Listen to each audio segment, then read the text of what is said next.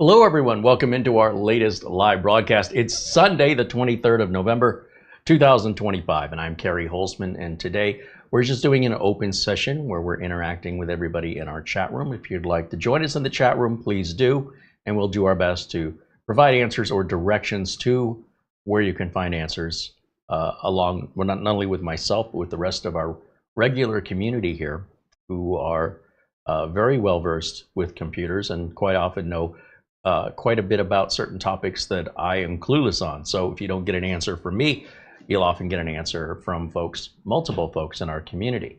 So please join us and interact with us today, as we have no product to review today, and there is no exciting news with regards to anything happening. So we have a pretty slow day, and hopefully this all balances itself out with regards to the kind of content that we make. We don't want to make any one particular kind of content over and over again. I want to thank our friends over at VIP-URCDKEys. They're the place I go to buy my Windows and Office license keys. And I want to remind you, there's a lot of shady key sellers online. And you might be able to find a cheaper price, but you also aren't going to get the kind of service or guarantee. In most cases, it is what it is. So if you're willing to gamble that, have fun. I can't gamble that with my business and my clients. So I go to a reliable source that I know stands behind their product, and it took me forever to find them. All right, so I'm just sharing with you what most businesses won't share with you, which is who they're buying their products from. And their website is linked in our video description below today's video. And as an example, this is what the website looks like. This is what we put a coupon code in if you want to save 25%. That's optional. If you think the price is already really cheap, why bother saving the 25%? Regardless, you're still getting the same quality product, 6 months of support. And I use it to buy my Windows and Office product keys for my business that I sell to my clients. Some of my clients are lawyers. I have to make sure everything is on the up and up, or this really isn't going to look very well on my end on professionalism. So if you're curious how I go about doing it, this is how I do it. And our thanks over to VIP-URCDKEys for providing a discount code for you guys. As I mentioned, a few years ago, I would not have been able to do this. There used to be a policy that Microsoft was pretty strict on enforcing about being an OEM or an original equipment manufacturer in order to buy these kind of keys. Something has changed at Microsoft, so far as I can tell, and this is no longer restricted in the way that it once was, and you no longer have to spend $100 to $200 for Windows license keys or $500 for Microsoft Office license keys. Those days are over if you want them to be. So information is power. I provide this to you so you can make sure that you buy with peace of mind and you're not rolling the dice hoping you come out a winner. My business is not Las Vegas. My business is not a casino. I can't run those kind of risks unless I want to risk being homeless. And I don't want to start over again in a new career. So I share this information with you. It's not there to twist your arm. It's not a high pressure sale. I'm just giving you information on how I run the business. And if you want to be successful and not deal with all kinds of frustrations dealing with these bizarre, oftentimes fly-by-night sellers online, you get it done once, pay once, be done with it, activate it, you're good to go. Well, now you know where to go. I've done all the research for you. So our thanks over there to our friends over at VIP-URCDKEys for supporting us over here. And that's not a commission-based link. Whether you buy it or not, there's no incentive for me to get you to buy. If you need it, you know where to go. All right, so with that, welcome in everybody. Let me say hello to everyone joining us in the chat, starting with membership renewal from our friend Alhaj Depej, who's now a member for 34 months. Eugene Eldago joins us along with Josh Kinder, and Essential Working Too Hard also renews membership. Now a member for 26 months. Thanks, you guys. Eddie Casanova and Mark Gaines saying hello, along with David Graham. I see Jonathan Fells, Gary Tatum, and Francis Oma joining us. Ben Laird says hello from Scotland. Lou Greenia, Sean Skinner, all saying hello here in the chat. Brian Weber says hello. There's our friend Buster with an Amazon gift card in lieu of Super Chat and says, hello, Carrie and Marlena and everyone in the chat. The temperature in Edinburgh is 39 degrees Fahrenheit or 3.8 degrees Celsius, and it is raining. Yeah, we've been getting rain over here since Friday night. I was out in it, pouring rain, and that's all right. I didn't melt. I survived it. We'll take all the rain we can get here in the desert. Mortant says hello, and Charles Vandola says hello. Also joining us in the chat, Andy W6AD, Frank Jimmy, and our friend Planet Cryos with a $2 super chat. Says, yo, yo, what's good? Hey, hey, good to see you, my friend. Hope you're doing well. Okay. So we had a couple of emails come in with some questions. I thought I would share these questions with you along with my more elaborate answers than what I'm going to type up in an email, right? Email is going to be a lot more succinct. But essentially, somebody had a question about Windows networking. And Windows networking can be incredibly simple to figure out if you don't have any complex hardware or network setup, and if you haven't already tried complex things to fix it. In general, my rule of thumb is you always keep it simple. All right, so when we're asking questions about your networking setup, sometimes people feel like it's unnecessary, but without that information, we cannot help you. Some examples. Sometimes we get people in here asking questions that have a very unusual setup. They may have specific kinds of routers or routers plugged into routers or smart switches or virtual LANs that they don't even know they have. So we have to ask them, what is this equipment you're plugging into? And we have to know, are you even plugging into it, or are you wireless? Are you even on the same network as everything else? And right there, in some occasions, we can't go any further until the networking equipment has been relogged into and reconfigured. On the other hand, a lot of viewers are standard home users. They have one router. It may be even their modem that's provided by their internet service provider, and that's all they have, right? And in that case, we can take that whole part of the diagnostic away. But we cannot assume that you have certain equipment unless you tell us first. And that equipment can absolutely affect whether or not you can see other computers on your network. One of the things we're going to check, of course, is just your IP range and workgroup name. Just make sure file and discovery service is turned on. And assuming you haven't gone in there and into registry settings or services and monkeyed around with it, then you've taken something and you've overthought it, you've overcomplicated it for the people who now have to overthink what you overthought to undo what you did in order to put it back the way it was, where you were this close away from making it work, and for some reason you thought, I need to do all this complex stuff. There is no reason you need to do anything complex unless you've done something complex before that's having this result. If you leave Windows alone and you stick with your basic settings, then it's just a simple configuration, cable, or driver issue in most cases. Sometimes people put themselves on a guest network and the guest network isolates them, and they've done nothing wrong and there's no misconfiguration. They just didn't realize when they connected to Wi-Fi they had multiple choices and they picked the wrong one.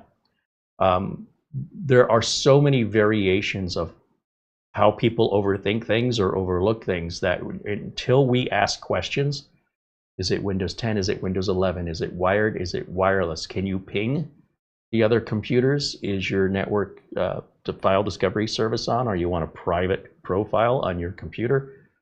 This goes on and on and on and on and on and on and on. But if it's a computer that's relatively new and it hasn't been monkeyed with, it's usually 2 or 3 settings we just have to check and you're done. Usually. It's when the user has tried all these other things that hasn't worked and they've modified it, we have to figure out what you modified and undo all those modifications. And that can take hours of diagnostic. Also, when people are using older hardware, they just refuse to get rid of old stuff. This is your life. So long as you hold on to computers that are 10 plus years old, you're going to be dealing with failures and configuration problems until until either that computer dies or you've had enough. You're not, if you're somebody who enjoys keeping things up and running and figuring out constant problems, have at it. I'm not here to tell you not to do it. But if if the advice I give somebody is, look, you really need to replace the computer, and they refuse to replace it, then that's where my help stops, right? I'll do what I can to help you this time, but there's going to be a next time, and there's going to be a time after that, and the time in between is going to start compacting down to a point where I have other people to help. I can't monopolize myself with one person who's being stubborn and, you know, essentially wants me to work for them for free. However, if you need help getting back on your feet, and once you're back on your feet, you can walk on your own, I'm here to help you out. But if I'm finding out you're walking into a volcano, you know what I'm saying? Like, I'll help you that once and I'll advise you to change your direction. But if you're not going to, I'm not going to stop you. But I'm also not going to help you anymore because you're in like a self-destruct mode for whatever justification going on in your head, which makes sense to you. That's fine. But I want to be very clear about this. If you have older hardware, and I'm talking 10 years or older, you're going to have problems with it, and you're just going to go from one problem to the next. And I've heard all the excuses, right? Well, that only happened because of the 25H2 update, or this only happened because of that. It's always going to be an excuse. I'm not saying it's happening for no reason. It's just that your excuse is going to continue. You'll continue finding a reason why it happened and then dismissing it because it's not that big of a deal, when the rest of us with more modern hardware would never deal with that to begin with. So I've run into some people, some customers even, that won't spend $10 to fix a problem, but they'll spend 10 hours on it. And then they'll say, oh, it's fixed now. And I go, yeah, until next time. And next time, maybe 3 or 6 months away, and we're right back to square one again. Well, that's only because of the, look, if you want to excuse all of the downtime that is not common or ordinary on a modern computer, that's your choice. That's how you want to invest your time. I don't want to be involved in it. I've got other things to do. I want to fix something once. I don't want to have to keep coming back over and over and over again because you refuse to let something go. I'm not telling you you have to, but I am saying that so long as you keep that attitude, you're just going to keep running into the same problem, and it's going to happen more often. At some point, the computer will completely fail, or you will realize that you are wasting your time and you've had enough. Once it occurs to you that nobody else is having these problems, and it's isolated to somebody who refuses to let something go, once that realization occurs to you, you will be so glad you finally made the right decision, and all these problems go away for a really long time. It's still your choice. It's not my choice. But what is my choice is how much I want to enable you to continue going down a self-destructive path with what other justification you have. It doesn't matter to me what the justification is. It's just the state of the way things are.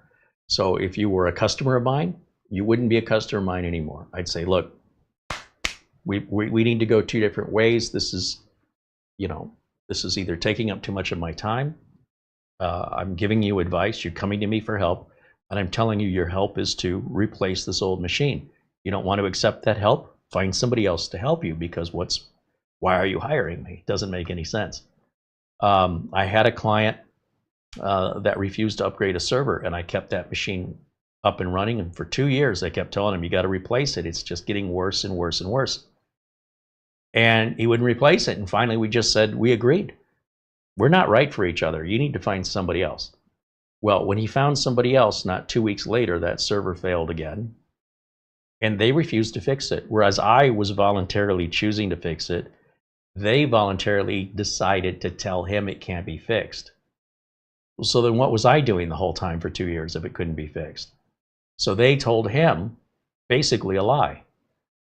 Instead of saying we're not going to fix it, we don't want to fix it, they said it cannot be fixed.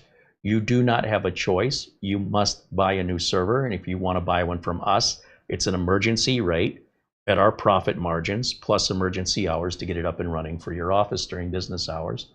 and moving all the data over and recovering it because the machine doesn't boot anymore because they can't fix it. And I bet you they made more on that one sale to that one customer than I made the whole year. So I'm a little too nice. Some people say nice, you come across, very direct, and your candor is very pointed. And I go, yeah, but at the same time, when I warn people and they continue to make bad decisions, um, I wouldn't lie to you, and I wouldn't say, hey, you got to buy a new server. This one can't be fixed. Everything can be fixed. So rather than lie to you, the way I was raised is I'd say, look, I'm not going to keep doing it. It's costing me too much money since the customer's on a retainer, and the more I have to work there, the less money I make. Customer's thinking, I don't know what I'm doing because every time I fix it, it keeps breaking. But the customer won't follow my advice and replace the equipment, even though I gave them quotes and I told them I could replace it for them at a much cheaper price. We could schedule it so it doesn't interfere with productivity at the office. And they just said, we'll think about it. And this went on for 2 years, and we both had enough of each other. And not 2 weeks after I left, server went down, and the other tech company they hired, which has more employees than just one, as I am, they're in it to make money. And they want to nickel and dime him to buy new cabling and buy new this and buy new that. And he was stuck. His business was down. And he's like, whatever it takes to get it up and running. And he spent, like I said, I would have guessed probably more than an entire year that he spent with me just in the first 2 weeks with this other company, which I would have been happy to sell him the equivalent for probably a third of the price, if not maybe as much as half, but probably a third. And it would not have resulted in any downtime and lost productivity. That was his decision. And at least when that happened, I wasn't a part of it. I could wash my hands of it and say, look, I've been telling you this for 2 years. You didn't want to listen. Now you're in this situation. You have your sort of, they got you by the short hairs. What are you going to do? This is not the time to shop around for the best price when you can't help your customers and your employees can't work. Well, I mean, it's spilled milk now, isn't it? So this is what I've been trying to say. And, sometimes some people, they need to have these experiences. And by me convincing them to not have these experiences, there's an uncertainty or a doubt as to whether or not I'm ripping them off or telling them the truth. So, okay, go on your own, right? It's like a customer saying, well, how important is PC maintenance? I'd say it's pretty important. Well, why? Well, to make sure you're virus free, make sure your machines are running reliably. And when there is a problem, it's a lot easier to fix it since everything's been kept up to date. There's fewer, things to double check and triple check. And the labor cost is going to be less, and the repair downtime is going to be less because everything else is in order. Yeah, but how do we know, because you're doing the maintenance, that we've avoided any problems? You don't. So then the customer will say, well, what happens if we were to just stop utilizing your services? I don't know. Like, do you think we'd be okay for a year, 2 years? How long? Don't know. Well, we'll just call you when we have a problem then. Well, we'll stop your services, and when things break, we'll call you. No. I mean, here's the deal. I work on retainers now. I'm not some kid in high school looking for a part-time job. I don't sit around staring at my phone hoping one day it'll ring. And by the time you guys call me, you've allowed it to fester to a point now where I need to perform an amputation because you wouldn't take care of an infection and you ignored it until you're going to lose the leg. And now you need surgery and you need healing time and you need care. When you let the computer get so bad that it takes that much for you to call me, I don't have the amount of time available for you to monopolize me to figure out how to get everything undone. So if you want to call me and I'm available, that's fine, but don't expect me to be available. My bills are due the same as everybody else's. I can't sit around here for days, weeks, months, or years until you finally have had enough. And after this client went through 5 other technicians, they finally called me back and said, we need you back. And by then it was so far gone, the amount of damage that was created that needed to be undone simply because they ignored the equipment and the people that they hired didn't all agree on what was the right way to go about things, so everybody did something different than the one before them. You can imagine what a mess this was to untangle. And I made some good money off of that repair, but I also spent a solid 4 weeks trying to get them back up and running. And it may be no surprise to any of you, but that business isn't in business anymore. They absorbed so much downtime and so much lost productivity, plus paying me, plus the new equipment I had to replace, that when it was all said and done, they'd just taken on too much water and the ship just wasn't going to stay afloat anymore. That business is closed. And that was a business that's been open, I would say, since the late 70s, early 80s, mid 80s at the latest. So this business has been around 30, 40 years. And this was the last straw, just bad business decision. And you'd say, well, you know, they didn't know. Oh, they knew, because the same customer 10 years earlier did the same thing to me. And so this is now the third time I bailed them out in 25 years. And it's not my fault. You know, the repair took what it took. The business just couldn't operate for a couple weeks. They couldn't get emails. Their phones wouldn't ring. They were screwed because they were using their business email at home. They had no alternative email to use to reach out to clients. They had no way to know what clients have been trying to reach them. And by the time I got it all fixed, one thing at a time, I got the email up and running, and then we dealt with the phones, and then we dealt with the server. This was messy, but they waited, and it got worse, and they waited and it got worse. And I think there's a matter of pride. We don't want to call him back. We told him we didn't need him. And instead of having the guts to call me back and say, hey, we understand now, they had somebody else call me and ask me if I would be open to coming back. So that tells you they knew, you know, they understood what they did. I warned them. They remember that. And that's why they didn't have the guts to call me. Instead, they had one of their employees call me and ask on their behalf if I would consider coming back to fix all of these issues. And at that time, it just so happened business was kind of in a lull, and I knew this was a client that I potentially could make a lot of money from. And I'm not normally driven by money, but sometimes in order for lessons to be learned, if you do it so inexpensively, they figure they save money, right? You're just encouraging that behavior. They'll say, well, it was so cheap to have you just fix it when it broke rather than pay you maintenance. We'll just keep doing that. No, it's got to add up to be more money for me to fix it after a certain period of time. And if you'd have just paid the maintenance to begin with, you would have saved a lot of money, not to mention how much they lost in lost productivity, stress, anxiety, and how embarrassing it is to send an email to clients that your system's down, your phones are down. Of course, they don't tell them why, just having computer problems. And they couldn't specify when they'd be back up and running. I tried to warn them. I mean, I did warn them. They didn't want to listen.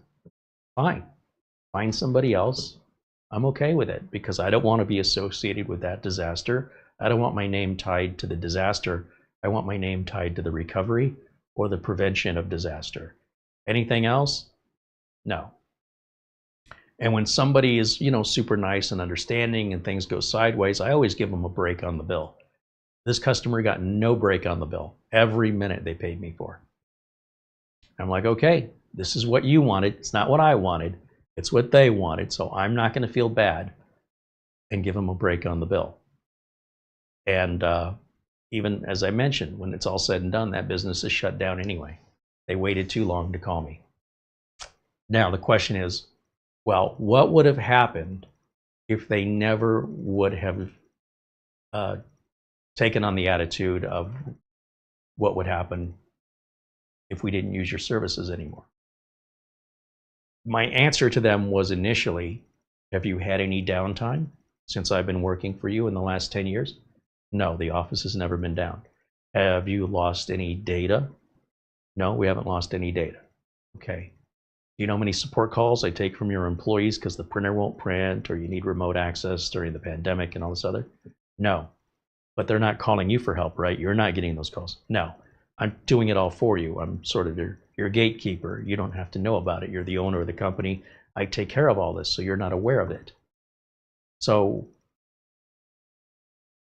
I don't, if they would have said, okay, that makes a lot of sense and we're really getting good value here, we appreciate the reassurance and this is what we want to keep doing, would they still be out of business today? I don't know. I don't know that any more than them asking me, well, if we stop the maintenance, how long can we go? I don't know. So it's like if I cancel my car insurance, how long can I drive without a car accident? I don't know.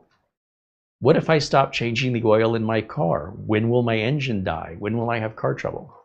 Is it going to be 6 months, a year, 5 years? I don't know. But when it happens, it'll be too late. That's the difference. Now, instead of a $60 oil change, you need a $4,000, $6,000 new engine. And then you're likely just going to buy a new car. But if you can't afford the car or the engine, you're just going to be without a car from now on, and you'll be taking the bus or a bicycle or Uber.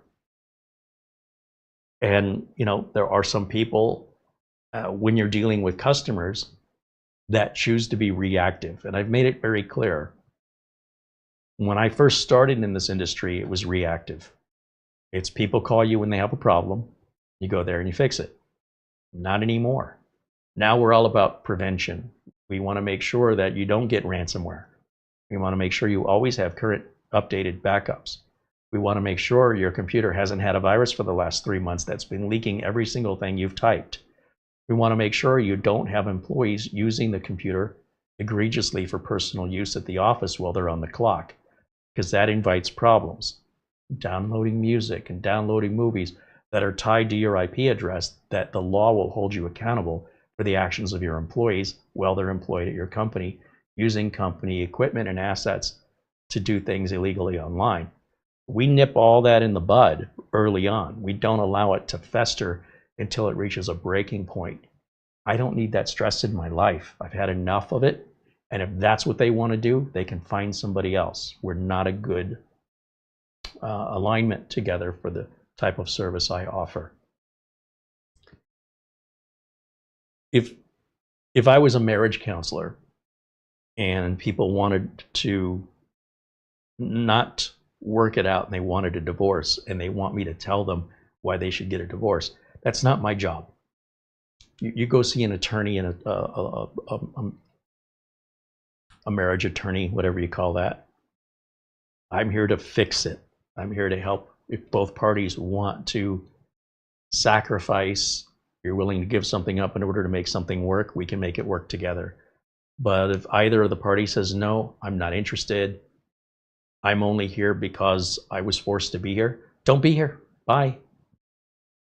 Tell me what I want to hear. No, it's not what I do. I don't tell you what you want to hear. Unless what you want to hear is, how do we fix this? How do we prevent this from happening again? If that's the case, you're in the right place. It's not my job to be told how to do my job. I'll explain what my job is, and if you don't like that, you can find somebody else. In any way, it's just like, you know, you're driving somebody somewhere and they're criticizing your driving. Get out. You don't like the way I drive, you can walk, I don't care. You know, it's kind of offensive. Somehow I've been able to get through life driving without any problems, and now all of a sudden you think I can't drive? Well, then get out. Just get out of the car, get yourself a taxi or an Uber or walk. You have choices. But there's a certain point of disrespect that, especially as I've gotten older, I've realized is offensive and unjustifiable. So people need to either learn tolerance, seek help for that if they need it, or stop interacting with me or people like me that aren't going to tolerate that kind of behavior. The idea is that if you know so much, why aren't you doing it yourself? That's it. I'm here to help. If you don't need my help because you know how to do it, have at it. It's pretty simple. Common sense. And so when you're dealing with the general public, you do get a little bit of this, right? And the idea is that you'll start to recognize it the more you start seeing red flags. You can often identify those customers, oftentimes now even just in a phone call. Whereas before I didn't know, right? I didn't know who I was dealing with. And I've had some doozies, let me tell you. I've had people dictate to me when I was going to show up. Like I call them and say, you know, we have a discussion. And I say, okay, well, how about we meet up Wednesday at 1 o'clock? And they say, sounds good. And they call me the day before and say, you know what? I just found out I'm going to be busy Wednesday at 1 o'clock. Let's do Thursday at 10 a.m. What makes you think I'm available Thursday at 10 a.m.? I never said I was available. So if you want to renegotiate a schedule, let's negotiate that together. You don't get to dictate to me what time I'm going to be available. I got into a big fight with a customer over this. And he said, well, that's not what I said. I said, well, here's your email, quote unquote, let's meet up Thursday at 10 a.m. And I just said, I'm not available Thursday at 10 a.m. Why would you think do you think you're my only customer? I mean, where else would you do that? Would you do that to your dentist? Would you do it to your doctor? Hey, doc, I'm coming in Thursday at 10 a.m. Well, you can come in if you want, but you're going to be sitting in the waiting room and we don't have time to see you, but you're welcome to read the magazines until we close. That's why I say it's disrespectful. Why is it okay to do that to me, but it's not okay to do that to, let's say, another professional in another industry? And it's a level of disrespect. It's a way of sort of establishing dominance in a subconscious way, whether or not they realize they're doing it. I call it out. I go, if you want to negotiate a new schedule, we need to talk about it. You don't get to tell me the day and the time because I just don't have day and time anytime you want available. I have other people to help. I don't know why I'd have to explain that. How is that not obvious? So sometimes they think you're not worthy enough to pay. You send them a bill and you wait and wait and wait. You don't get a check. You say, hey, did you not get my bill? It's been past due for a while. Well, we don't have any money. You don't have any money. Well, your phone works. You got electricity. You must have some money to keep those bills paid. So when you're paying the bills, do you tell the electric company, I don't have any money, and they're just going to keep your power on, your water running, but somehow I'm less respected? Like you can pay me optionally, or you can negotiate the price. Well, I can give you, a third of the bill. All right, you want to make payments? You make a third 3 times? No, I'll pay you a third and we'll call it even. No, we negotiated the price before I did the work. I'm not surprising you with the bill. You knew what the bill was going to be before I started. You approved it. In the meantime, you still have power, you still have water, you still have a phone. You clearly have money to pay bills, but for some reason, you don't want to pay me because why? I'm not as important as the electric and the water, or I'm not as well respected. I didn't earn it. Why don't you call the electric company or your phone company and try and negotiate your bill out with them? It's like there's a level of disrespect because you're not the big company that's going to shut off their power. You just go, okay, well, look, don't pay me then, don't call me again. Have a nice day. And if they decide they call me again, I go, I'd be happy to come out. Do you have a check waiting for me for the past due amount? I can't extend you any more credit. I've already, like a credit card company, put all this on credit, your credit that I've given you. You've not paid that credit off. There's going to be late fees. There's going to be interest. And if you don't have a check for the full amount or a signed agreement for payments with the first payment due when I show up, I'm just going to turn around and leave. I won't do any work for you. And that's as nice as I can be about it. So I know a lot of people would say, tell them to bug off. Bug off. I try to be fair with people, and I try to go, did you learn your lesson yet? Am I worth paying? You're just going to think no problem's ever going to happen. You're never going to use me again. That's fine. There's a world full of potential customers other than you. Those that appreciate my work and see the value in it, rather than try and demonize me because all I did was help you for a price we already negotiated before I started working, and then you don't pay the bill. I don't want that business. But if you want to man up, you want to take responsibility, do the right thing, you'll pay me for the time that you agreed to pay me for. And unless there's a problem that I didn't fix for you, you have no justification for ripping me off and stealing from me.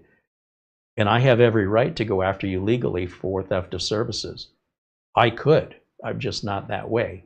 But I could absolutely get a factoring company. I could sell those bills off to a collection agency, and I could at least make a little bit of money selling off the bill. The collection company buys the bills from me, and they go and send their legal team and bill collectors, because it's their bill now. They bought it from me for a half or a third of the value. And when they collect the money, that's how they make, that's a whole business that makes money just on bill collection by buying other people's past due invoices that don't want to spend time chasing it down. So at least I recover something. And then it's a nightmare for the person that now has to deal with a collection agency. It's not my problem. So, there's ways I could be a lot nastier about handling it, and I don't. I just go, that's fine. I just won't work for you anymore. We're done. If I never see you again, that's probably worth more than whatever the bill amount is, if that's the way that person is. They're not doing me any favors by giving me business. They're doing me favors by going away. So, it's just common sense, really. You can't stay in business if you've got deadbeat customers and freeloaders. Whatever their excuse is, doesn't change anything. If you're a freeloader, you're a freeloader. I don't care if times are tough right now. Times are tough for us all. Why'd you just make it worse on me by not paying me? Did you think I have it better than you? We're supposed to be reciprocating equally in this transaction, but you're stealing from me. You're causing me harm. You're harming my family. You're harming my ability to pay my bills, my responsibilities, because you lied to me. And I didn't do anything to deserve that. So it's just like a random attack. And if you're going to say, well, I won't call you again, please don't. I don't want to be attacked anymore. Duh. That is a form of attack. So in any event, these are some of the frustrations that you deal with when you are self-employed and deal with customers directly. And, my key is to try and, well, I'm certainly aware of red flags during initial phone calls now.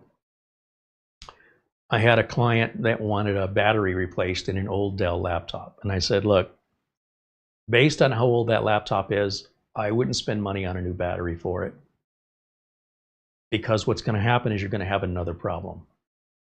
And it'll happen soon. Like, it'll probably happen within the next 12 months.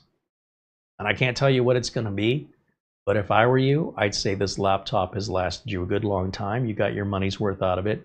And now you've got an excuse to go get yourself a brand new, faster laptop under warranty with a brand new battery, probably a better screen, a longer battery life, faster processor, faster storage.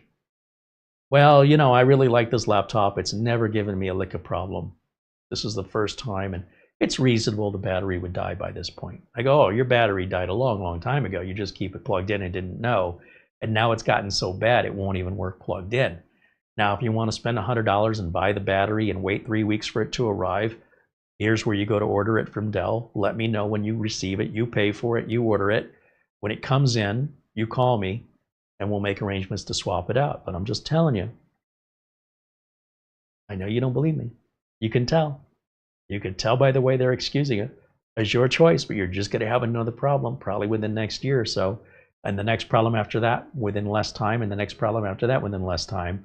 And before you know it, you could have bought a whole new laptop, avoided all this inconvenience, and got yourself a nice reward, a nice new machine.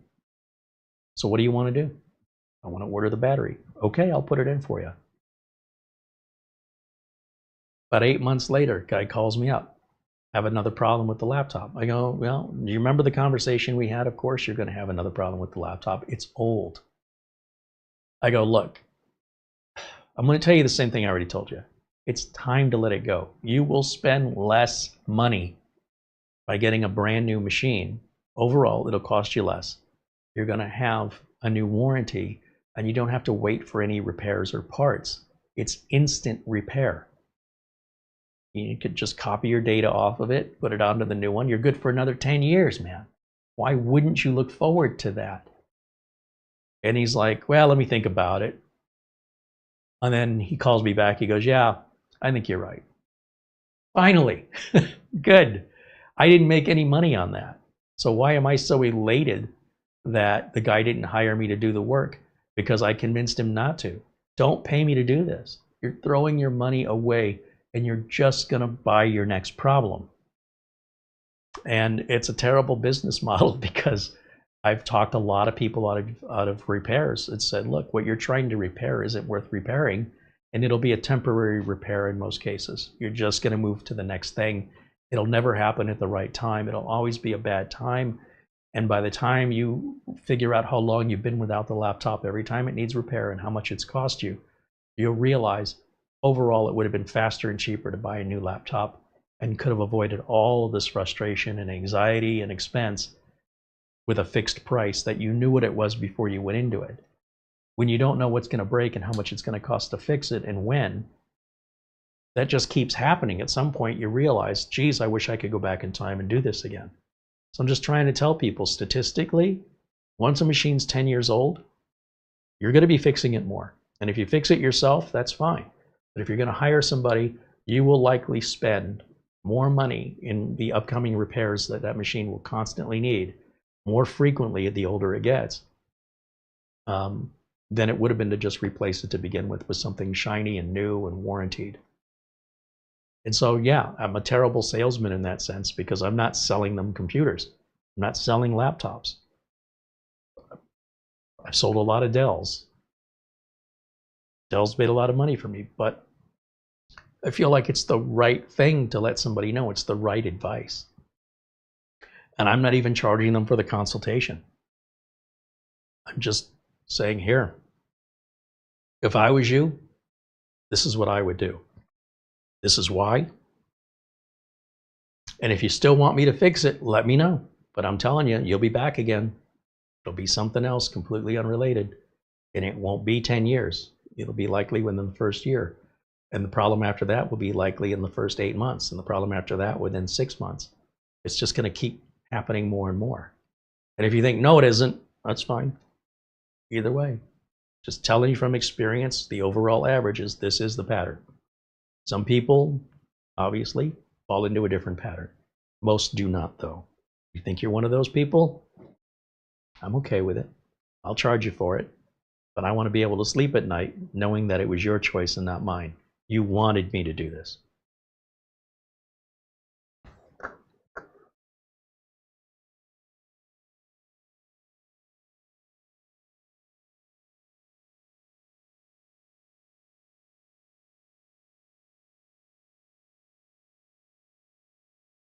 Just looking here in the chat, I see 3D Everything joining us here in the chat. And Frank Jimmy says hello. Doman 2000 and Bike Man saying hello. There's Dazzle 555 and Scott Messerschmidt saying hello in the chat. Lou Greenia says, holy crap, I went and looked at some Corsair Dominator Platinum RGB DDR5 RAM and price shock. I only wanted it because it's listed to play nice with iCube. Nope, I'm going to wait. Yeah, the price has doubled on RAM. If it was $150 for RAM a couple months ago, it's $300 now. It's doubled. And that price will likely keep going up for a little while. It's like you wanted to buy a graphics card during the crypto mining phase of cryptocurrency. You pay a lot of money and they're hard to find, and it's just a fad. You just got to be patient and wait it out. It's not forever. Just the bad timing on that.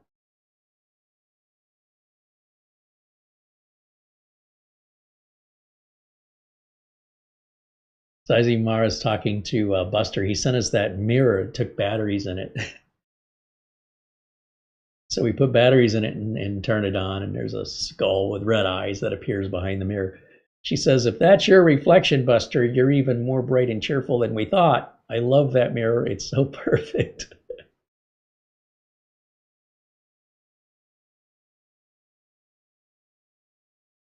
And Raj has renewed his membership, now a member for 31 months. Thanks, Raj.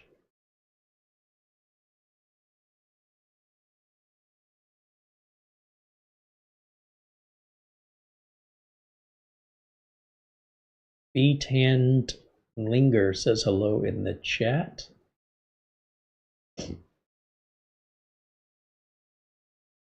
Love electric stuff, so people get attached to their devices. Yeah, they do.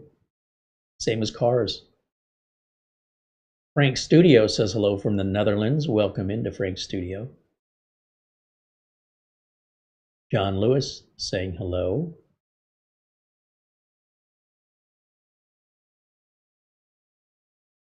Cream Buns says, how do you get past Windows product key? There's just a little link when you're installing Windows and it asks you for the product key.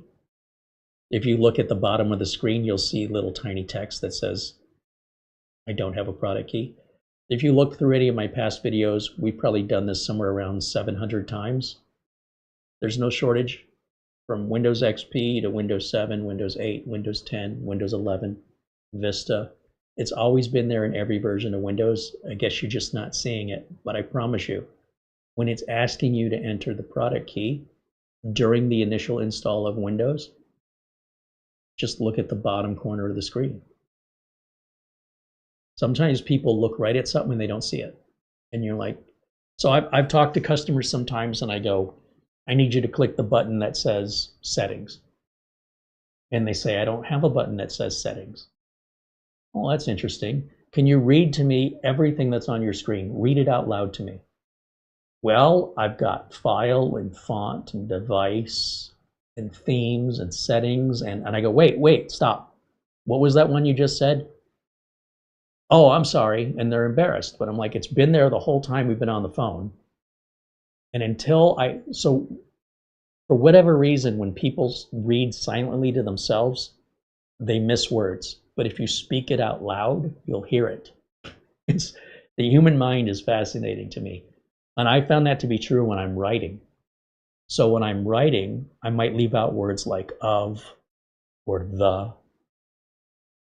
And I read it back and I don't see any errors. But then I read it back out loud.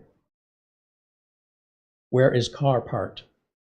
Where is the car part? I forgot a word. I can hear it. So I do this too. And I'm not aware I'm doing it. And so by reading out loud, everything that you see on your screen, it's asking you for that product key. During a Windows install, read it out loud and look down towards the bottom of the screen, especially for smaller print. Read it out loud. Say, I don't have a product key. And you click that. And it's been that way for years and years and years and years and years. It's always been there. And that's how you get past it.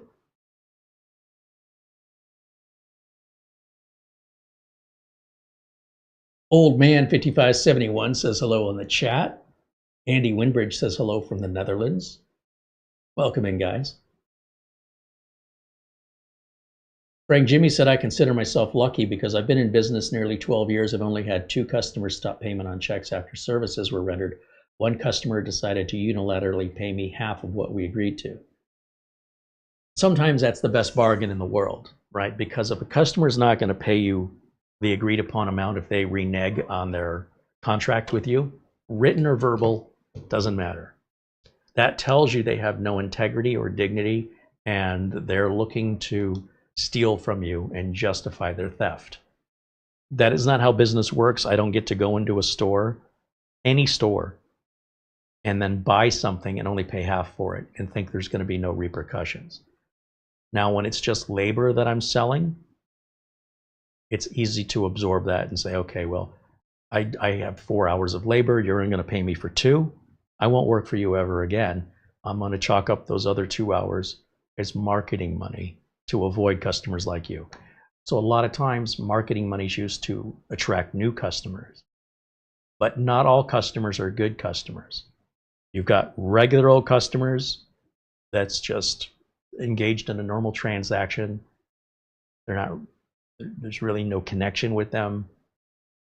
Personality wise, you're there to do a job, they pay you, you never see each other again, or maybe on occasion, you don't have feelings to this customer one way or the other.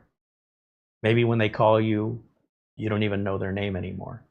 Yeah, you've worked for me before. Okay, if you say so. You've got other customers that call you, you know exactly who they are because they've treated you well, and they weren't angry at you because they have to hire you. So you never had to hire me. You could hire somebody else. You're angry, you have to call a plumber because you've got a problem with your plumbing and you don't know how to fix it. Don't take that out on the plumber. They're there to help you. You're angry, you're seeing a doctor for something. It's not the doctor's fault you have that something. The doctor's just there to help you. Get mad at them. So you've got customers, right? Customers are probably the most common, which is they're not good customers, they're not bad customers, they're just generic customers. It's standard transaction, and nothing is above or below what would be considered a normal business transaction. You've got bad customers, and those are the ones that cost you money or want to absorb as much of your time and try and squeeze you for every drop that you're going to give them. At some point, you have to be the jerk and say, I have to stop this. This is going beyond the scope of our arrangement. I've got other people to help. Unless you'd like me to go ahead and start the clock again, and I can bill you for this time. I can schedule that in, so I can call you. We can continue the conversation under the normal billing rate. They don't often like hearing that. They act like, I did you a favor by letting you work for me. I just gave you money, and I just fixed your problem for that amount of money. You didn't overpay me. It's not like I don't have any change, so I'm going to owe it to you in free support later. That's not how this works. It's equally reciprocal. That's it. I'm doing this to earn a living. You're doing it to get a problem solved cheaply, effectively, done right the first time by somebody who knows what they're doing, so you can get back to your job. You want to hire a kid on Craigslist that'll figure it out over time and keep coming back and dealing with the same problem for months? That's your choice too. It's also my choice as to whether or not I want to do any more work for you. Because if it's not equal and it's not a reciprocal relationship where you're benefiting from the work and I'm benefiting from the payment, and you feel that that's off kilter, like you think what you paid you should get more, I told you in the beginning what you would get. You agreed to that. You don't get to change that later, and if you are, I don't want to work with you anymore. Call someone else next time. It's not as though I'm so hungry that you're the only fish in the ocean. There's lots of other fish out there. I'll let that one go. It's really no problem. Especially when that fish ain't going to feed me. I'm not going to chase down a little tiny fish that's still going to leave me hungry afterwards. I'll expend that energy on a more rewarding, more satisfying result. So sometimes people don't think of anybody else but themselves. And when you recognize that with clients, and you start separating out your good clients, and just, regular clients are fine, just your normal customer. They're not, anything that's necessarily leaving fond memories, but they're not leaving bad memories. It's just like it's like you're driving to work and everybody's driving normal. There's just no story there. The drive wasn't extraordinarily pleasant, and it wasn't terrible with a bunch of jerks cutting you off and driving like crazy. Some drunk driver or somebody's distracted, can't stay in their lane. If there's a certain part of town where people are driving poorly constantly, I avoid that part of town. At the end of the day, it's going to make me getting to my destination faster, more reliably, versus I wonder what it's going to be like today. So regular customers are fine. They come and go. They come back, great. If they don't, great. No ill will, but also no special memories. It's just a standard transaction, right? You go into the store, you buy a drink, you go up to the counter, you pay for the drink. The store's not getting rich off of that sale, but you were polite, you didn't steal, you paid the amount due, and you left. Hey, come again soon. I don't remember you when you come back in, but that's not bad. So customers versus good customers, and then bad customers. And when you're engaged in a transaction with a company, there are good companies, there are just companies, and there are bad companies. It goes both ways. So who you choose to give your business to and who they choose to do business with, it's got to be equally reciprocal for everybody for that to work.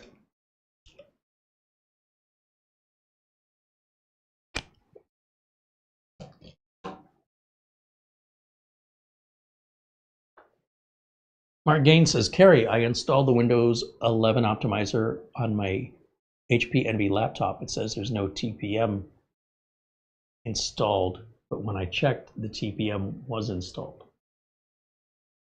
So the way you would check TPM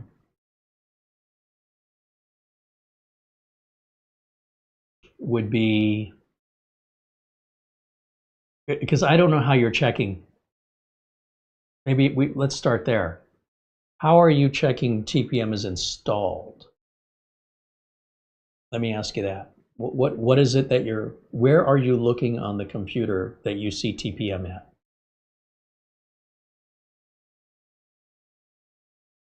Frank Jimmy said, back to the whole bad customers, I would never do any work for those people again. When I look back on it, there were signs with their attitude during the service that didn't surprise me when they stopped payment afterwards. And you cut your losses. You just be glad that it wasn't any more than it was. It's a lesson to be learned. It's something to watch for, a red flag. And it's just part of business. You're going to have some losses. You're going to have some thefts, but hopefully it's very minor.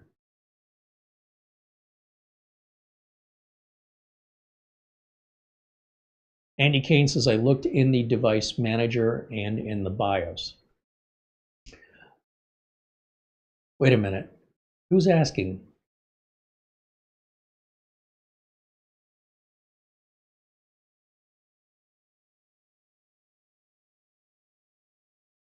I thought Mark Gaines just asked the question and Andy Kane just answered it. So hold on a minute. Did I misread?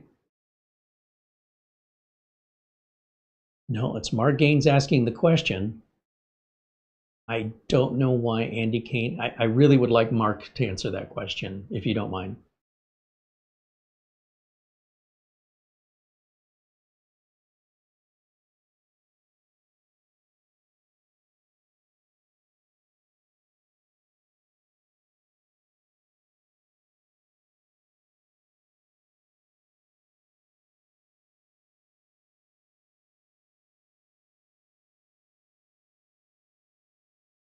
I'm trying to whittle down my answer, but I have to understand what he's looking at before I offer 15 different things to check. Because if he tells me how he's checking it, that may be where the problem is. Right? And so it whittles down all the complexity. Well, it's this unless it's that, unless this, then do this, unless this, or if that. That's what I'm trying to avoid.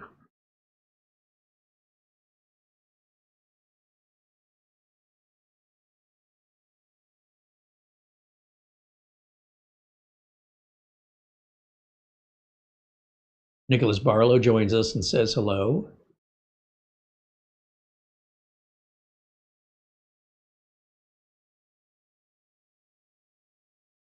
Andy Kane renews his membership. He's now a member for 27 months. Thank you, Andy. He says, I love this community, and the community loves you. I appreciate you being a part of it.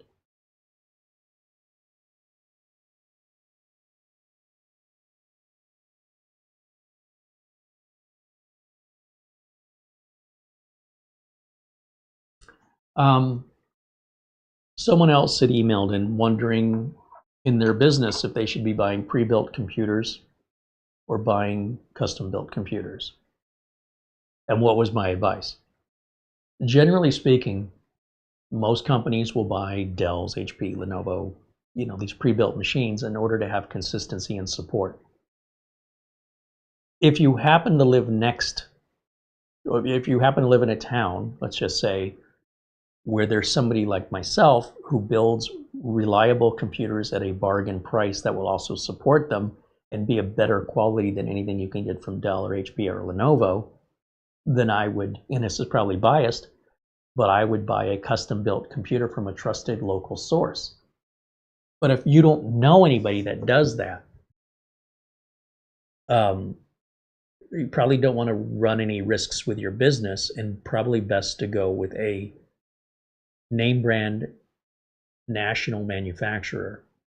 So even though the support's not as personalized and the builds are not as personalized and the price is not going to be, you know, as good as I could do it for something built better, more reliable, and that anybody could work on. Like if I died, you could still have somebody else work on it. Whereas with some of these Dells, HPs, and Lenovo's, they're proprietary, and once out of warranty, they're often cheaper to replace than to repair.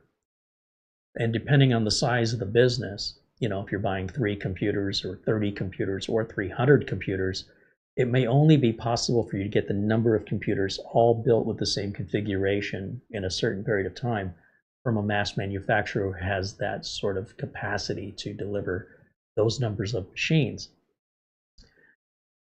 When it comes to, say, a smaller office, you've got 3 to, I don't know, 20 computers, and there's somebody local that you know and trust that can build you a machine that's a better quality, more serviceable, likely wouldn't need service because it's a better quality, and it'll cost you the same or less than the big manufacturers.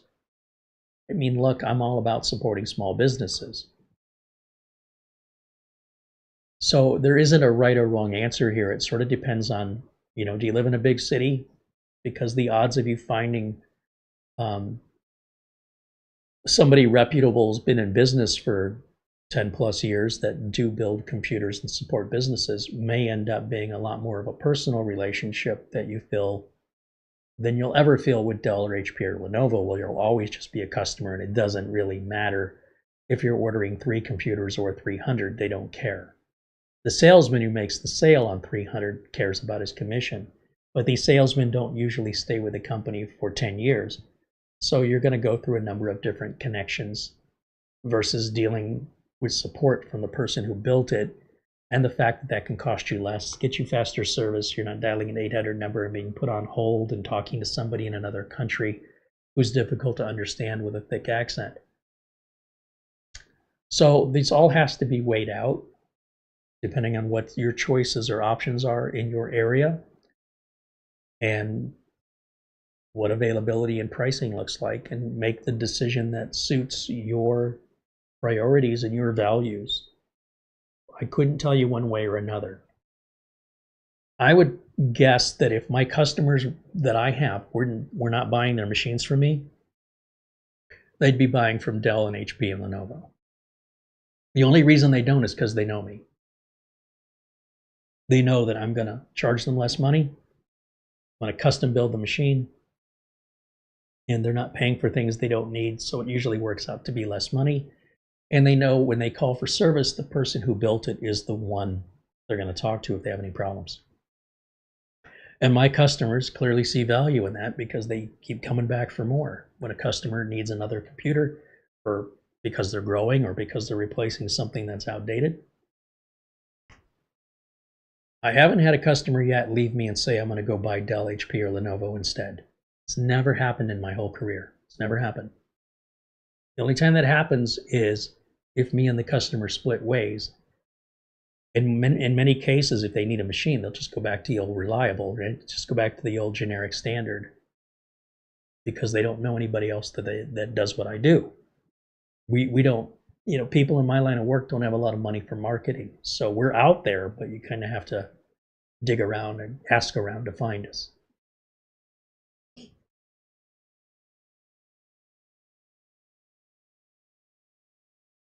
Find me in Hawaii just renewed his support. Thank you, Ken. Now a member for 30. That's got to be 36 or more months. It doesn't show me the amount of time, but thank you for renewing. Jose Lopez joins us and says hello. Frank Studio wants to know, in 2026, UEFI certificates will end. Will Microsoft automatically update them, or what do we have to do?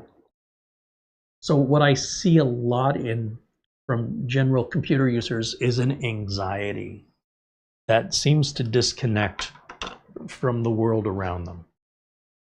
And don't take this as an insult or anything. I want to raise your awareness here about the world around you before you worry about yourself. You've got to look around and see what everybody else is doing. So is this UEFI license only going to affect you, or is it going to affect, let's say you have a downtown area. Wherever you live, there's usually a downtown area. And that downtown area will have buildings, sometimes high rises. Look at New York skyline, San Francisco, Boston. Think about Silicon Valley. Think about the electric company that provides your power, the grocery store where you go grocery shopping. What's going to happen to the world around you, to the entire economy of you being able to go and even pay your rent or have water, being delivered to your house, assuming you're not on a well? What keeps these business in business? If a whole entire system goes down, what do they do about it? Because they're going to lose, depending on the company, millions of dollars a minute. A minute. When you look at one of those high-rise buildings and it's got dozens of companies on different floors, or it could just be one company for the whole tower building. Think of all those employees on payroll. They're still going to get paid. So this anxiety about what's going to happen if, these ifs are usually a complete waste of time. Unless something has been set in stone, like Windows 10 support ends on this day, and what that means is you're not going to get any more updates after that. So then how long can you keep using Windows? Until you're infected. When's that going to happen? Could be next week, right? If you stop getting updates, you're not getting any more updates. You become more vulnerable every day than you were the day before. At some point, you have no protection at all after a certain period of time. And what that time is depends on how you use the computer, how often you use it, what you use it for. So when we talk about anxiety, we're talking about what if scenarios. I can assure you that everything has an expiration.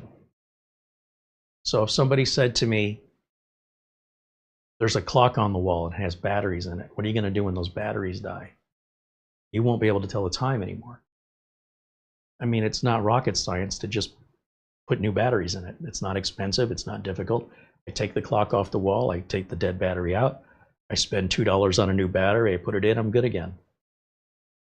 That's what you can count on. Because otherwise, how would the whole world operate?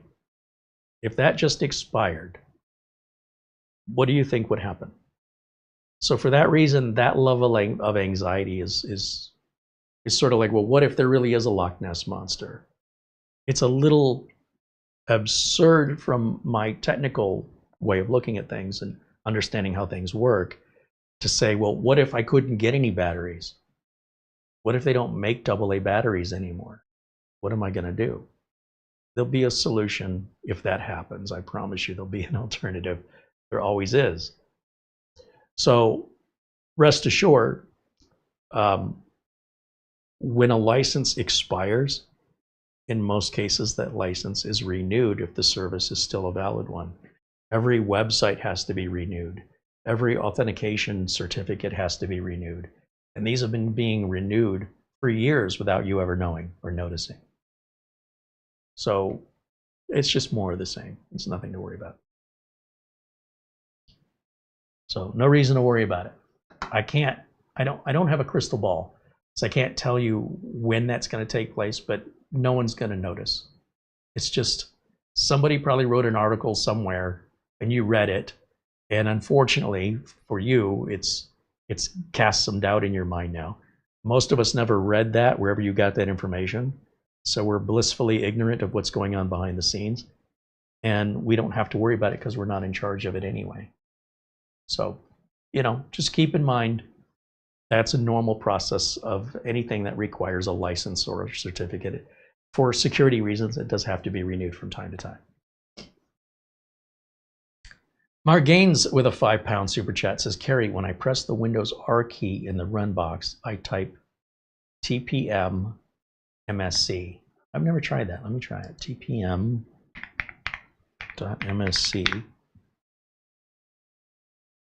TPM is ready for use.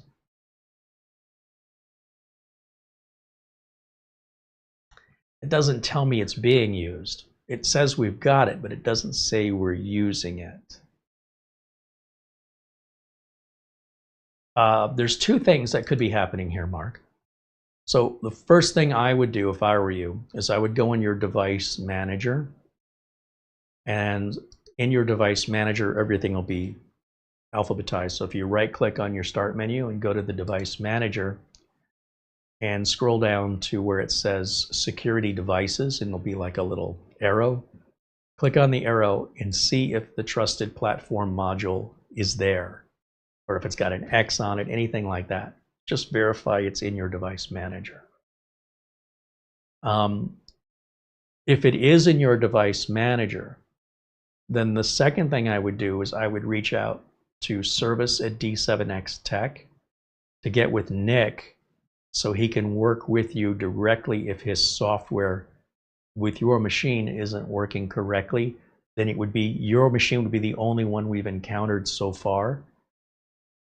And we need to verify if it's something Nick has to identify in order to improve the software. And that has to involve Nick, because only Nick can tell you if the software is accurate and it's reporting it correctly.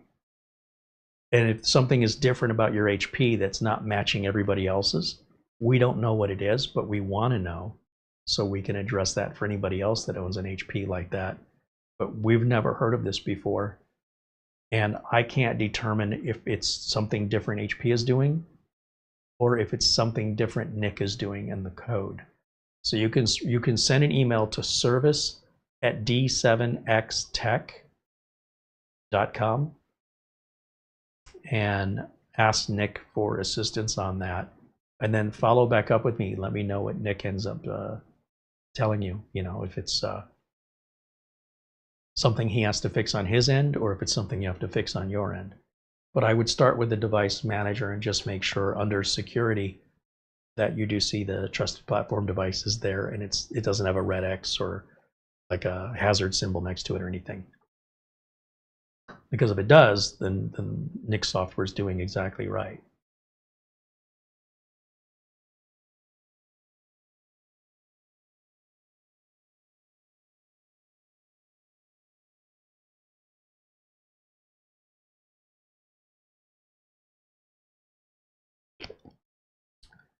Bikeman says on a forum for Windows 11, they have a post, act now on the UEFI certificates. But I know most likely Windows Update will hopefully take care of the issue.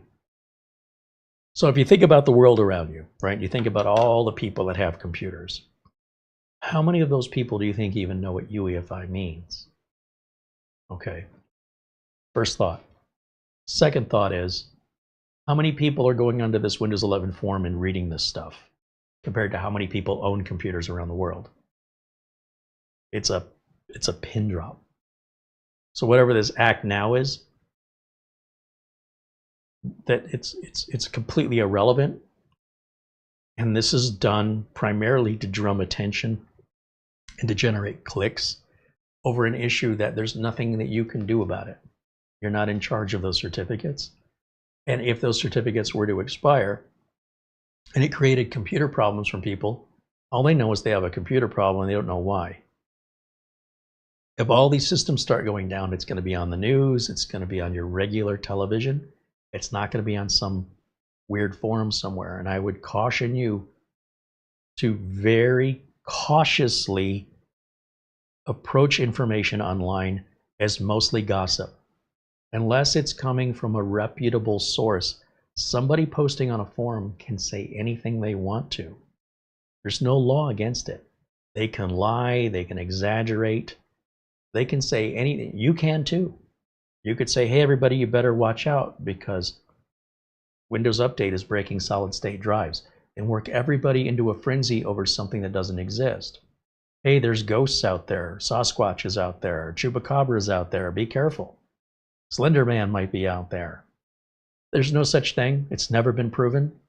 And you're not an authority. When the United States government wants to officially release a statement about Sasquatch or Chupacabra, that's a different source of information that's worthy of considering. But when Joe Schmo in a forum is writing about something, in my experience, 80% of those forum messages are completely clueless. They're clueless. They talk with confidence. They think they know what they're talking about. And if you don't know any better, you're going to believe them. And the cost of that free education is that you're not getting educated. You're being the opposite of that. You're being dumbed down into believing gossip. So please always consider the source of information. And there's nothing you or I can do about UEFI certificates. We could get worked up about it. We can go pick it. It's not going to change anything. There's something bigger that's happening that's much, much bigger than you and I that will take care of itself without any of our involvement. And, you know, these kind of things happen all the time. So, you know, be very, very, very skeptical of anything you read on a forum. Any forum, anywhere in the world, unless it's coming from an official source. Otherwise, the source isn't official, and they're free to lie to you. It's not against the law. It's your choice if you want to believe it. And maybe you're not believing it. Maybe you're like, what does this even mean? And you're asking me for verification. That's great. Feel free to come in and say, hey, is this true?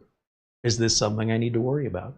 The very fact that I haven't ever talked about it is probably your first clue. It's not an issue for you or I, but there's no harm in asking. I appreciate you asking, because I'd rather you asked and verified than just believed it.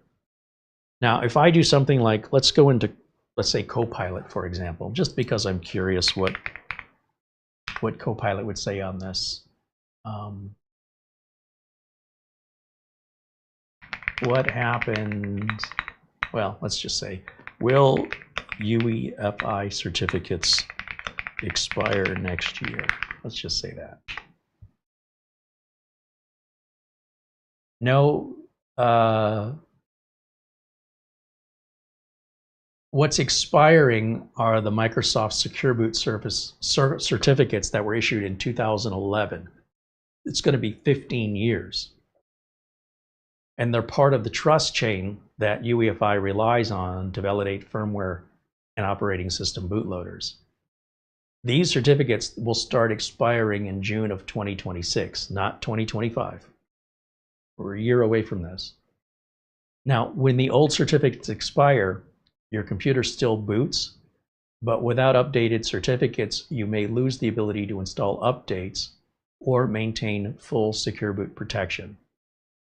So all this means is there's nothing you can do about it, because it's like worrying about when you're going to die. You're not going to know when it, in the case of death, the person dying doesn't know they're dead. Everybody that's alive is aware of it, but there's nothing you can do about that right now, right? That's when that happens, it happens for us all. So in this case, it's very similar. There's nothing you need to do. There's nothing you can do. It is what it is, and you can't change it. Somewhere around the middle of next year, Windows Update and OEM firmware updates will deliver new Secure Boot certificates automatically for the supported systems. So if you're running older hardware or unsupported systems, you may need to manually update the firmware or Secure Boot keys to stay secure on the really old equipment. Remember I told you, you're just going to keep having more and more problems the older the equipment is. And I can't predict what those problems is, but this would be an example of one. Basically, if you're an IT administrator working in a large corporation, you should plan for this global certificate rollover to avoid boot level insecurities and to ensure devices remain updatable. So it's not a question of whether or not your machine stops working. It's a question of whether or not you maintain the security or if you become vulnerable.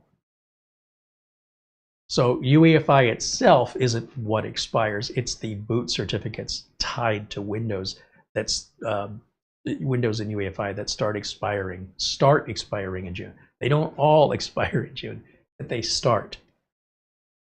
And basically, Windows Update is just going to automatically fix this for you. There's nothing you're going to have to do. So it's a big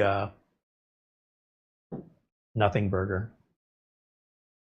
Most people will use their computers the same today as they will a year from now and have no idea any of this took place. It's all happening behind the scenes. So unless you're an IT administrator, and again, you're responsible in a large corporation, there's really nothing for you to do. It's all being handled for you.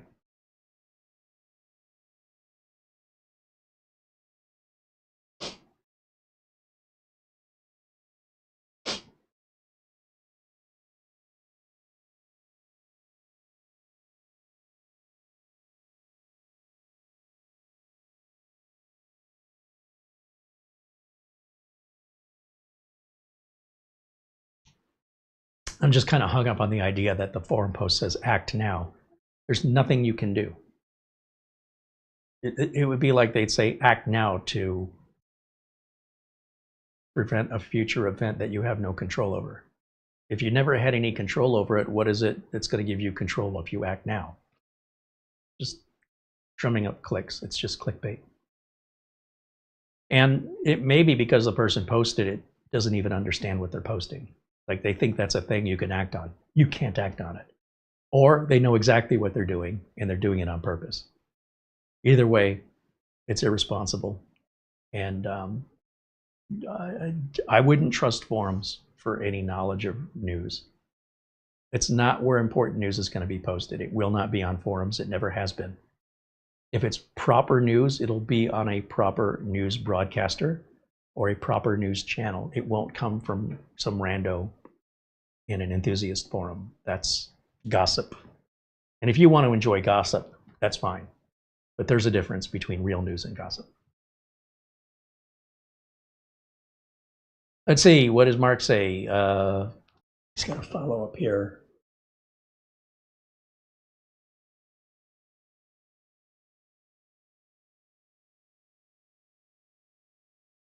Carrie, I checked the device manager. It says the device is working properly. Okay, so it may be that the optimizer isn't detecting it correctly in your machine for some reason. So I would absolutely reach out to service@d7xtech.com where you purchase the software, because I can't help you with it. It's something Nick has to get involved with so he can see or verify if there's some code that has to be adjusted in the application for that HP, or if the HP itself doesn't have the TPM activated in the way that he's looking for it. So do please reach out to Mark. Mark, please reach out to service@d7xtech, and that'll help us make the app better or clarify any misunderstanding.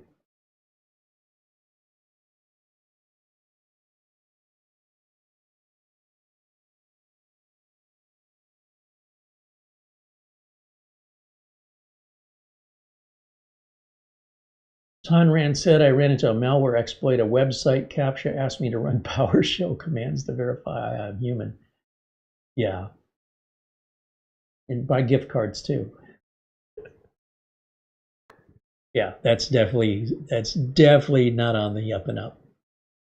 Nobody needs to be running PowerShell commands to verify you're human. If you believe that, I've got some beachfront property in Yuma, Arizona. Sell it to you cheap.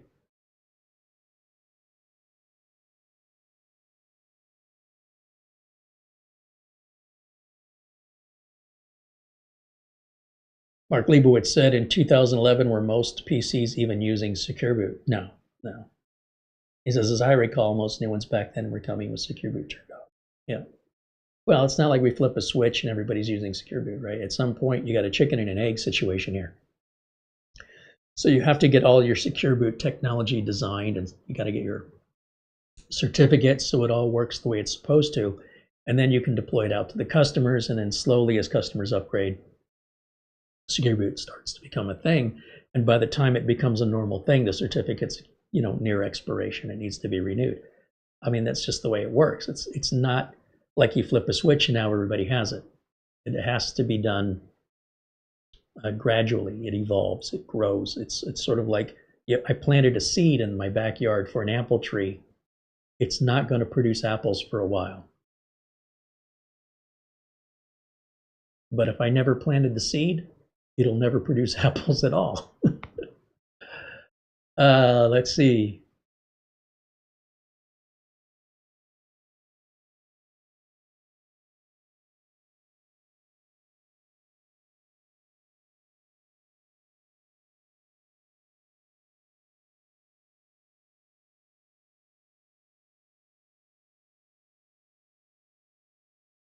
Joe Schmo wants to know what's the best bang for the buck GPU to run small quantized local LLM.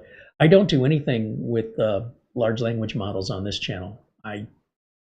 We're not an enthusiast channel. That doesn't mean we don't have people who might not know the answer in our community, but I don't know. I have no idea. I've got no clients paying me to install LLMs or asking me about LLMs. In all of my business and all of the clients, that is something that's never been asked of me. If it ever happens, I'll let you know. But I'm in business to earn money. I'm not in business to sit in the garage and spend money on a hobby to play with LLMs. So I need to spend my time to do things that I can earn a living so I can pay the bills at the end of the month. And if I'm playing around with something like an LLM that doesn't really have any purpose other than satisfying a hobby or a curiosity, I would be in a much better financial position if I had the time and the money to also pay my bills and still play around with stuff just out of curiosity or just because I want to. Maybe when I'm retired at some point, if that day ever comes, I will become an enthusiast. But I see so much money being spent by enthusiasts. I just always wonder, where's their money coming from if you have all this time? So I'm just naturally curious. I'm not critical of it. I don't understand how that works. But I also don't understand why anybody would be using an LLM. At this point, I've never seen a justifiable reason for it. Outside of some large corporation, I don't see why anybody at home would ever use one. If you want to explain that to me, you could educate me. Rando wants to know how to block a device by its MAC address. Usually that's done on the router level. The media access control is basically the serial number of a network card. And you're saying if somebody with this serial number tries to connect to my network, to block them. This has long been considered an illusion of security. It's security theater. It doesn't actually do anything because anybody with Google could easily change their MAC address to anything they want it to be. And then you'll just have them right back on your network again. There are better means to blocking access and like hiding in solid an SSID on a Wi-Fi network. That's not really anything because it's still broadcasting, and anybody, again, with 2 seconds in Google can download a utility to see your unbroadcasted SSID. It's not really hidden from anybody who knows where to look. And anybody who knows where to look is anybody who has the motivation to look. It's not like you need any special education or skill. It could be literally figured out by somebody by simply Googling that question, and the answer will come up. And you download it, and boom, you can see it.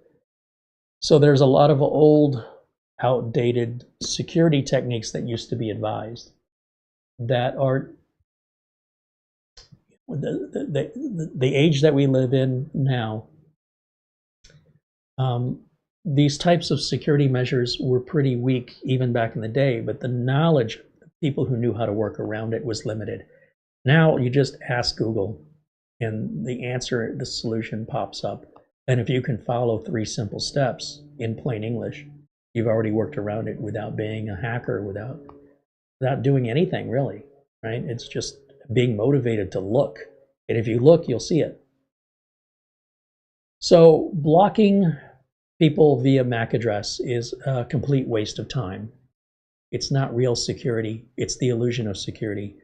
If the people you're blocking are complete morons who don't have the wherewithal to simply do a Google search to get around it, I guess it'll be effective. But that'll all be decided in your router, and depending on the make and model of router you have, you would just yourself go to Google and say, I have a Netgear model whatever. How do I block a MAC address on that? Because every menuing system of every make and model of router is different, you can pull up the exact directions for your make and model of router. There's not one set of steps I can give you other than what I just told you, because everything's different. But that is at your router level. And if you want to do it, go for it, but you're wasting, as far as I'm concerned, it's silly. You're not keeping out anybody serious. I mean, even, you know, somebody with a lot of time on their hands, it's just trying to get in. It's super easy to change your MAC address. You can make it anything you want it to be.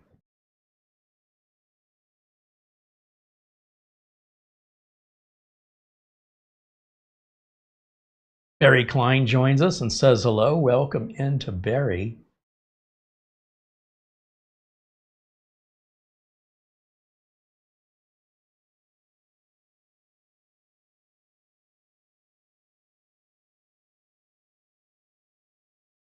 Brian Weber says people that are concerned with privacy would be interested in a local LLM. I think this idea of privacy is an illusion. There's the idea that you're being private, but I think the reality is it's not as private as you think it is. There's an emotional thing happening inside of people's brains that doesn't conform to reality that we live in. And I see it over and over again, where people are overly concerned about their privacy, but we don't know who these people are. In other words, if you're somebody famous, if you're a politician, if you're a celebrity, I could understand why your privacy would be important, especially if it could end your career, that you're caught doing something. But if the rest of us got caught doing the very same thing, no one knows who we are. We all have something called security through obscurity. So I'll give you an example, a real world example was the Coldplay concert with the camera went on the love cam, the kiss cam or whatever it's called, and they zoom in on random couples loving on each other, holding each other in the audience. And, you know, I'm sure you know the story because it went viral, where when the camera went on this one particular couple, they freaked out and like ducked, turned around. Like that was so suspicious. The fact that they overreacted to their privacy is what made people wonder, what are they hiding? Who are these people? If they would have just played it cool and acted like they were together, no one would have thought anything of it. It's highly unlikely that anybody would have seen that video that knows who those two people are. It's possible, but it's highly unlikely because even as a CEO, I never heard of him. I never even heard of the company a guy works for. But because it was replayed and it went viral because of how they reacted, oh my gosh, I need to be private. I'm somebody. There's an old Japanese expression that the nail that sticks up is the one that gets hit by the hammer. When you've blended in with everybody else and you're just pretty much another ant on the anthill, I can't tell you apart from the other ants. They all look alike. So whatever it is you're doing, I don't care because I don't know who you are. It is completely self-absorbed to think anybody cares about your whatever it is you're trying to hide. But when you make it very clear you're trying to hide something, now people are curious. What are you trying to hide? Now you've just drawn the very attention to yourself that you claim to not want to have. So why would you do that? It's like saying you walk up to a camera guy and say, I don't want to be on your camera. Why would you walk up to the camera if you didn't want to be on the camera? The emotional state of people just doesn't follow any logic. for the most part, you might believe you're creating privacy, but the reality is, if you really understood how all of this works, it is not what you think it is. How many people used incognito in Chrome thinking they weren't being watched by Google and they weren't being recorded? You know that's not true, right? That was all an illusion. How many people use a VPN thinking that they're more secure when they're actually, in many cases, less secure? How many times has this news story come up where it isn't what it appears to be? You're buying an idea that is disconnected from reality. Now, if you want to, there's nothing illegal about it. If that makes you feel good, no matter how silly and disconnected it is from reality, have at it. I don't have a problem with it, but I can't wrap my head around why one ant on the anthill thinks they're special than everybody else. And if they really wanted to blend in, why would they stand out? Why would they act differently to draw attention to themselves? Because the best thing you can do for your privacy is keep it to yourself. I wouldn't boast about it. I wouldn't do other behaviors other people don't do, because then I'm going to stand out as being suspicious. Something about that's really suspicious. Whereas if you were just using a regular AI chatbot or whatever, no one cares. It doesn't matter, because we don't know who you are. Even if you're using it for nefarious reasons, we don't know who you are. The benefit of people not knowing who you are, that's your privacy. Keep it that way. But if you're trying to draw attention to yourself by doing things other people don't do, that's one sure way to make sure that eyeballs start facing you and start drawing attention to you and start scrutinizing you, because you're making a big deal out of something when nobody else is talking about it. So this is interesting. I don't know who you are, but now you've got my attention. See what I'm getting at? Whereas if you just did what the rest of us did, you'd be lost in a sea of ants. You wouldn't stand out in any way, shape, or form. But by seeking out that privacy, it's certainly raising red flags. So, decide for yourself. But I think what people don't realize is the best privacy you can have is to be out in the open like everybody else. Because then you're just everybody. There's nothing about you that stands out. But the minute you start behaving differently than everybody else, or you're in a different position than most people, politician, celebrity, you're well known, then you've got to protect yourself, right? Because you already stand out being who you are. But if you don't stand out, why would you want to start if the idea is that you're trying not to stand out? You're doing the exact opposite of what you're trying to accomplish. So this idea that you'd be private, that's a nice, it's nice to work out in your mind, but the reality is that's just not how it works. It's not the privacy you think it is. Anyway, to each their own. Believe what you want to believe. There's security and there's security theater.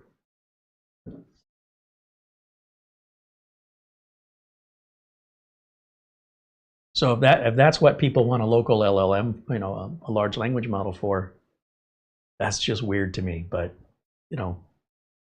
each their own.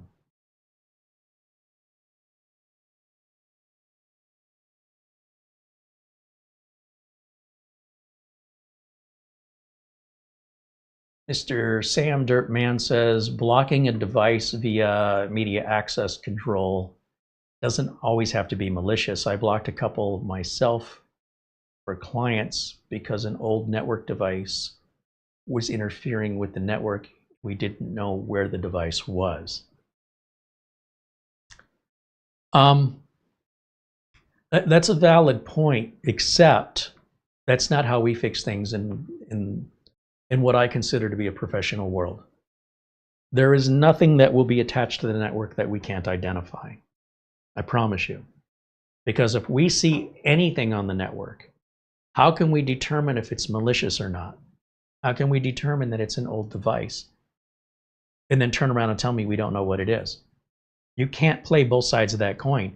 Either you know what it is and you're going to go disconnect it from the network if you don't want it on your network, or you don't know what it is and you want to put a Band-Aid over it with the media access control blocking, which may solve the problem or may not solve the problem, depending on what that device is, where it came from. I don't know how you can make that correlation that it's not malicious, but at the same time tell me you don't know what it is. If you can't identify every device on your network, then you're not a good IT technician. And I would say that straight up. You might think you are, but if you worked for me and that was how you solved a client's problem, that's not going to work for me. That's not solving a problem that's sweeping under a rug. So I still will stick by blocking them by MAC address it's silly. We want to identify for certain what we're blocking. We want to know for a fact. If it doesn't belong on the network, we're going to identify it and remove it from the network, even if it means unplugging it from the wall or unplugging the Ethernet cable from the back of it. Because even though you're blocking it that way, there's other issues related to your network which could be far greater impacting. If there's something that's old and it's failing, it could take your whole network down with it. If what you want to do is I just want to block it today, and then I'm going to go in next week and remove the device as a temporary solution, it's fine. But if it were that important, I wouldn't put it off. If it's important enough to block, then get that on the schedule and get out there and get it removed. Identify it and remove it. And for that matter, while you're there, identify everything on the network. And if there's anything you can't identify, you start blocking things and listen for the screams. And then get it labeled appropriately so you don't have to revisit this ever again. That's the way I run my business. Everything's done as a matter of priority depending on how serious it is. And what we're not going to do, for the most part, is put a bandage on it. We're going to fix it. And if it's important, we're going to fix it right away. If it's not important, we could put a bandage on it, but that bandage isn't going to be on there more than a couple weeks. If it's on there more than a couple weeks, it gets forgotten about and it stays on forever. And then you're going to run into another problem later, whether it's because you updated the firmware on the router and lost your settings and you don't remember that setting, or the router gets replaced, or something on the network gets replaced, and you're going to just keep spinning around in circles with this until that gets disconnected off the network. And I don't do that to my customers. I won't do that to them. You call me to fix a problem. You don't call me to just get you by the next couple days. I don't do that. Or at least if I do that, it'll be because I just need a couple days, but then you're going to have it in your hands to actually fix it. I just need to get through, like, let's say it's tax season and a customer says, we're having this problem. I'm like, hey, we got to do all this work. They say, look, we're really super busy. It's near the tax deadline. Can this wait until the end of the tax deadline? Can you just keep us going for a few more days? Yes, I will make exceptions for that, but we're making a plan that as soon as that deadline is passed, we're immediately going to get this resolved and take all this stress and anxiety away, because I don't want to live that way, and I wouldn't put my customers through that, and I wouldn't call myself a professional if my idea of fixing things was to put tape on it, because that's all you're doing, from my opinion. If you're going to go in and do this media access control thing, it's just not the professional way to do things.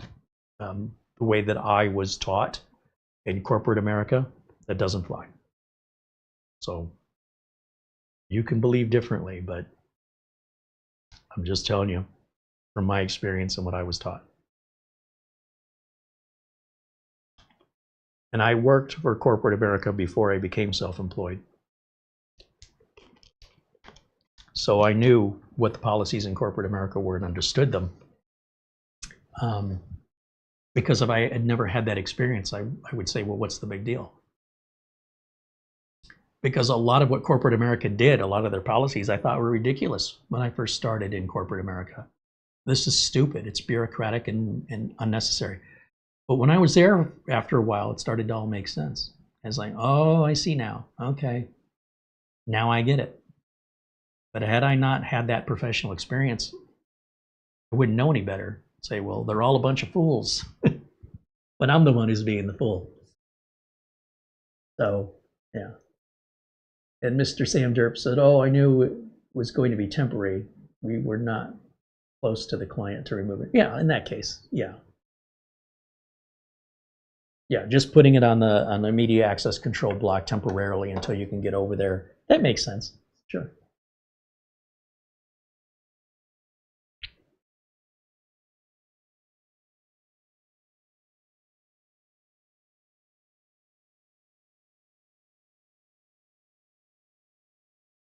Ben Laird says, how much data does your doctor, dentist, government services have about you? Are their systems secure? Well, there was something in the news about Gmail and other Google services that you might utilize using AI that's going to read your emails and stuff. And there's some outrage that this is opted in by default and you have to opt out of it if you don't want it.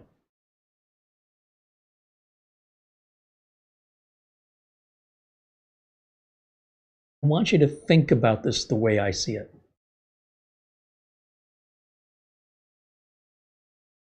If you're using Gmail for free, now remember, when this all started, when email started, you used to have your own email service provided by your ISP, or you would have your own email exchange server, which was a few $1,000s plus the exchange software, plus configuring it, plus have an internet connection always on and pay for the maintenance. And a lot of big companies had their own email servers. Nowadays, you'll almost never find a company with their own email servers. It's all being hosted somewhere else by a service. It's just cheaper to let someone else do it.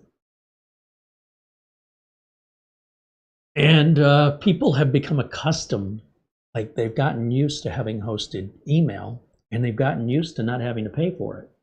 But that has, somebody's paying the bill for this, right? So with Gmail, it would be advertising. People were up in arms. They go, oh, you're going to advertise and that's wrong. And it's like, and don't use the service. You're not paying for it. Don't use it. Something else. You can still make your own exchange server. You can spend $4,000, $5,000, $6,000 and build your own exchange server, put it in your house, and that's still an option. It's never changed. So people say, well, now they want AI to be able to read my emails. Okay.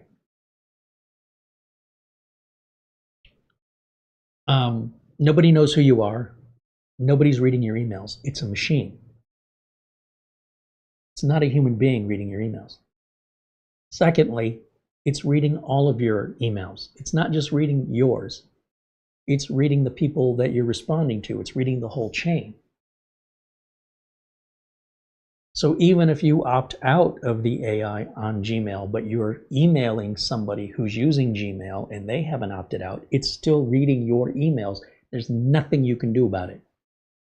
If you're going to email anybody at Gmail, and sooner or later it'll be anyone and anywhere, automation reads through the messages because it has to, or it doesn't work.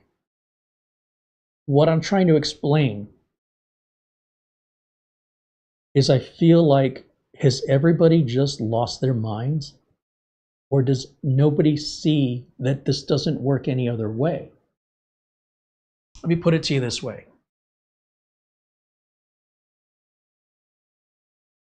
I want to pull up a map on my phone, and I want the phone to tell me how to go somewhere. GPS, Google Maps, Waze. I just want directions on how to get to your house. Okay, well, I have to tell it where you live. Now, you may not like the idea that I'm putting your address in my phone, but you invited me over to your house. I don't know how to get there. And I read an article online that says Google Maps is spying on you. I better hope so. You better hope it is. Because if Google Maps doesn't know where I am, how can it give me directions to go where I want to go? And how can I tell it where I want to go unless I give it a specific location, which might be your location? That's how it works. I've had people call me and say, hey, can you come pick me up? I go, sure, where are you at? I don't know. I see this building and I see that. Stop. The thing you're talking to me on. Click on the little microphone and go, where am I? And the machine will tell you exactly where you are and then tell me that. Or open up your messenger right now while we're on the phone and hit the send my location button. It doesn't even need to tell you where you are. It'll just tell me. Then I can click that and go to Google Maps and get to you and pick you up and potentially save your life. But if you have all this privacy enabled because you're paranoid, you're probably going to die alone because nobody knows where you are or knows you're in trouble. We can't find you. We're not hearing from you. We assume no news is good news. And when you're dead and gone, what difference does it make anyway? It's the silliest nonsense I've ever heard in my life. How can you be upset by something whose very function requires knowing about what's the topics that you're interested in or that you're trying to find? You have to tell it, right? So if I'm looking for an email that I had a discussion with somebody 6 years ago, I'm not sifting through 30,000 messages trying to find it. I can ask AI, pull up the message from Roger, and it, if there's a lot, a message about what? A message about a computer he bought. And maybe Roger's emailed me 15 times after he bought the computer. I don't want to look through those. I want to look at what were the specs of the computer I built for Roger. AI can look at the email, pull that up for me instantly. And yet I'm worried about my privacy? What's secret about what computer I built for Roger? Who gives a rat's behind? And who the hell is Roger? Who the hell am I? Who do you think is so interested in your life? That is weird. It's so weird. So if you don't want the phone to know where you are, turn your phone off. If you don't want to be spied on, don't go outside. When you step outside, you're on cameras everywhere. Everywhere you go, you're on people's Ring doorbell camera, you're on traffic cameras, you're on buildings that are like banks and even grocery stores. They have cameras all around. And as soon as you're within the frame of that camera, you're on. There's flock cameras. You can go live out in the woods. You can go live in a rural area, get out of the city. And when you have a heart attack and need help, there won't be anybody to help you. There won't be a hospital close by. It's your choice. But you can't have both. I want to live in a rural area by a river, but I also want to live in the city. You got to pick one or the other. You can't have them both. So you can live just outside the city, right? But the minute you're in the city, you're surrounded by lots of other people. There's going to be a lot of traffic. There's going to be a lot of convenience because of all the businesses that all those people shop at. So you'll have your choice of many grocery stores to go to. But if you go further out into the rural America, into the sticks, you're going to find a lot of poverty. There's not a lot of job options. And the stores, they're little teeny tiny stores. Like when I go to northern Michigan, for example, I've never seen more Dollar General stores. And there's a lot of poverty and people are nice. It's not like there's a lot of crime because you're rural. There's just nothing out there. If you are independently wealthy and you're retired and you can pay the bills, you still are limited with the family fare grocery store, which is 1/4 the size of the grocery stores I'm used to. And within miles of my location, I have these massive grocery stores, each one nearly a city block long, well, half a city block long, between Albertsons and Fry's and Safeway and Bash's and Walmart and Winco, and they're all just, I could walk to any of these. But if I live out in the sticks, not only am I less likely to be on any cameras, I'm also less likely to get cell service. I'm also less likely to get any help if I need it, for some stranger to see me off the side of the road having a medical emergency that, because cars are just not driving by as frequently. There's less people. And I've got my privacy, right? Probably going to have more mosquitoes to deal with, right? In a rural area, maybe ticks, things like that you normally wouldn't have in the city normally. So you got to pick one side or the other. You just can't have them both. And you have to understand you're sacrificing something to be on one side. You're sacrificing something else to be on the other. Make your decision. It's the same consequence for all of us. It doesn't just apply to you. It applies to all of us. So to have any unrealistic expectations is unreasonable because it's all fair and equal to all of us the same. There's nothing against you. There's nothing special that applies to you and only you that you get to have it both ways. None of us can. It's a universal law of life. And I don't know why that's so hard for people to accept. It seems pretty obvious to me. But what are you going to do?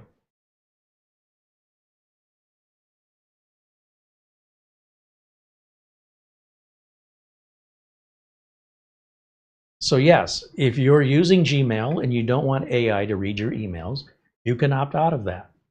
It's an automatic opt-in. If you're emailing anybody who uses Gmail, they probably don't know anything about it and don't care. So the best thing you can do is stop emailing them with their Gmail address if it bothers you that much. But whatever you're writing in an email is permanently written. It's not like a conversation over the phone, which in most cases, most people aren't recording those conversations. But when you put it down basically on paper, what makes you think that's private?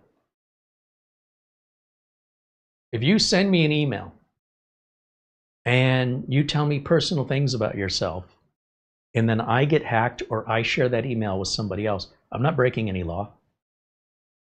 You say, hey, that email between you and I was private. No, it wasn't. You thought it was, but that doesn't make it private. If I print that email out and I want to show it on camera, nothing you can do about it. I mean, as far as like if I'm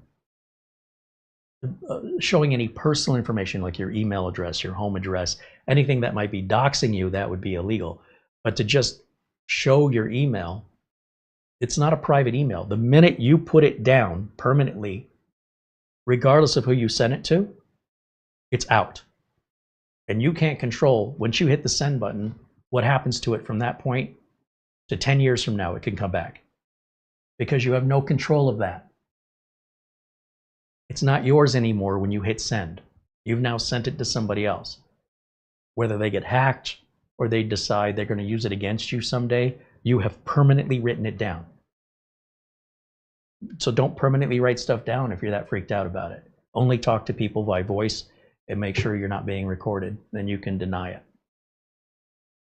That's how the world works. It's not just limited to Gmail. It's not just limited to your internet service provider. It's not just limited to the government.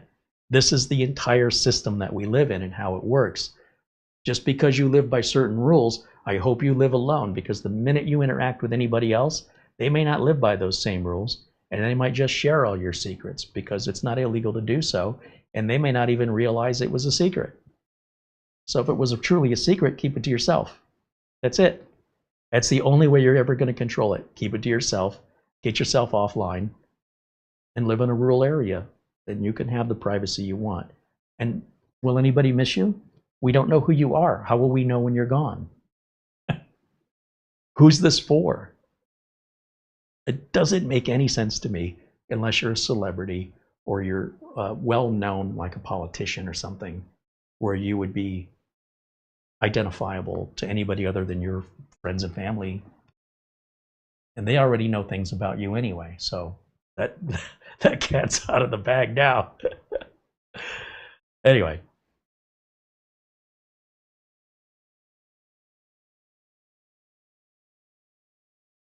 I would love to live like on an acre of land with no neighbors and no door-to-door salesmen and no people holding up signs asking for money. I can't afford it. But one day, I hope before I die, I will be able to buy my log cabin with modern technology in it, have distance from neighbors, have peace and quiet, and still be close enough to head to a major city, say within 20 minutes drive, so I can have that giant grocery store and the barber shops and the restaurants, and then I can drive for 20 minutes back home. I don't want to drive for 2 hours back home. That's too far. Even an hour is too far. preferably just on the outskirts of a city. And that's why I'm so drawn to the Grand Rapids area of Western Michigan, because there's so much rural area surrounding it, but Grand Rapids is a giant city. Like, there's so much going on there. It's only 20 to 40 minutes in every direction to live out in the middle of nowhere, which is so appealing to me. Keeping in mind, the closer you get to the lake, the colder the winters are with lake effect. So there's some downside to going towards the coast. But on the other hand, think of the views you have, you know, and the fresh air. But that being said, it's for each of us to decide what we're willing to sacrifice. If you want the convenience, there's a cost to it. If I don't want to carry all my groceries by hand, I have to use a bag of some kind, right? I have to, whether it's a plastic bag or a reusable canvas bag. Otherwise, I'll be going big in and out of the car for as much as I can hold to unload all my weekly groceries, and that's going to be a lot of back and forth. So if I want the convenience of using a plastic bag to bring the groceries in, then I know I'm adding to e-waste. Well, not e-waste. I'm adding to plastic waste. But I'm okay with it. I'm not denying that. I'm saying, yeah, I'm adding a little tiny bit so I have this convenience. And if you like electricity and using the planet's resources are what's generating the electricity, and that's causing some long-term detrimental effect in gross usage, it's a trade-off. If you're going to have one, you're going to have the other. And rather than deny it, just own it. Say, okay, you know, I won't use more than I need, and I won't do it more often than I need to in order to minimize how much byproduct I have as a result of just being alive. And Mara says we've got an email.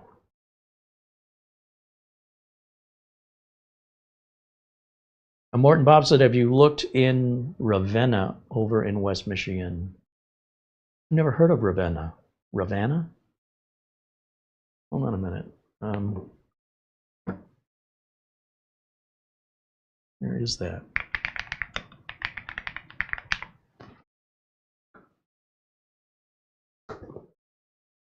In Muskegon County. It's a little more north than I want to be, but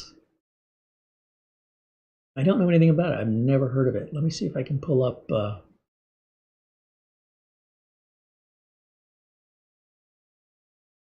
I need to see where it is in comparison to what I'm familiar with. It's a village. That sounds appealing.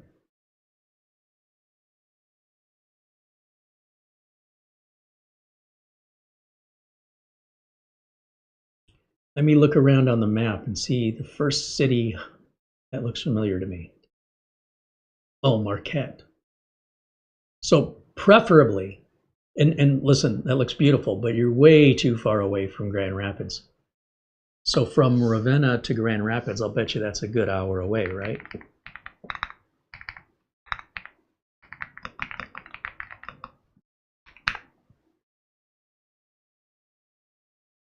It's about 25 to 30 miles, which is 30 to 40 minutes of driving. So I don't want to be that far, because there's a lot of nice little cities. My preference would be just on the outskirts of Grand Rapids. So if I look for, I mean, Saugatuck is beautiful. I love Saugatuck, but it's expensive as all get out. And it's still quite a drive from Grand Rapids.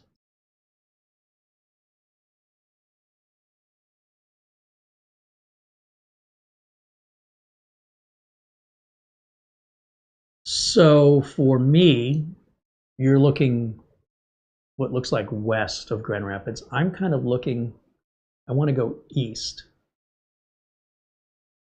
and preferably south, the other direction, more towards Holland, but also more over to the right. Towns like Lowell, Rockford, Caledonia, like the exact opposite. Go the complete opposite direction. Instead of north, go south. Instead of west, go east. That's kind of the area I'm thinking about, only because I'm familiar with the area. I've been there many times. And so there's a certain comfort, to being somewhere that I've been before, and knowing there's an airport right there. The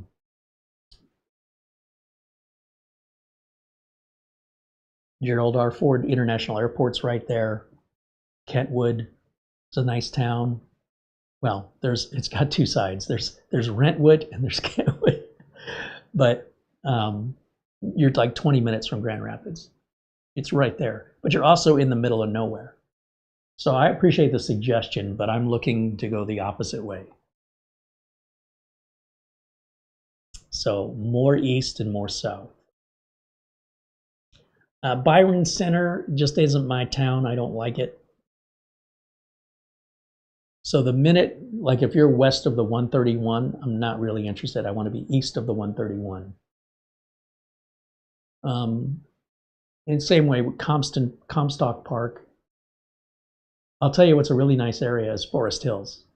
That's a really nice area, but you're not going to be out in the woods. You're sort of in the ritzy area of Grand Rapids there. It's really beautiful. I don't have that kind of money, but boy, Forest Hills, some beautiful homes, beautiful neighborhoods. If you go further south than that, you'll see there's a place called Alaska, Michigan. And there's a river that runs through that called the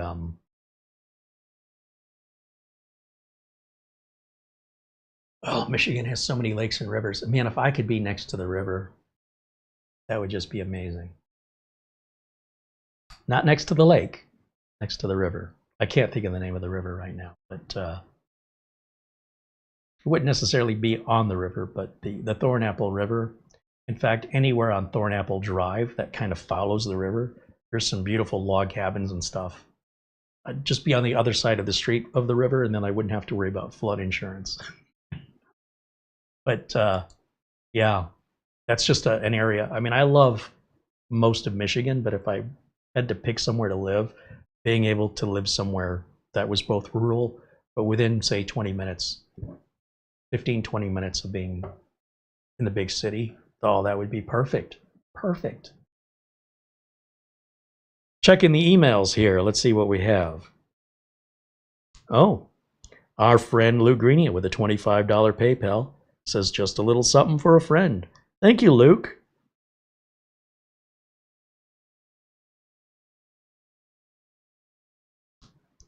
Yeah, so everybody's got their preferences. I mean, I could go back to the house I grew up in back in Detroit. It's a lot cheaper, but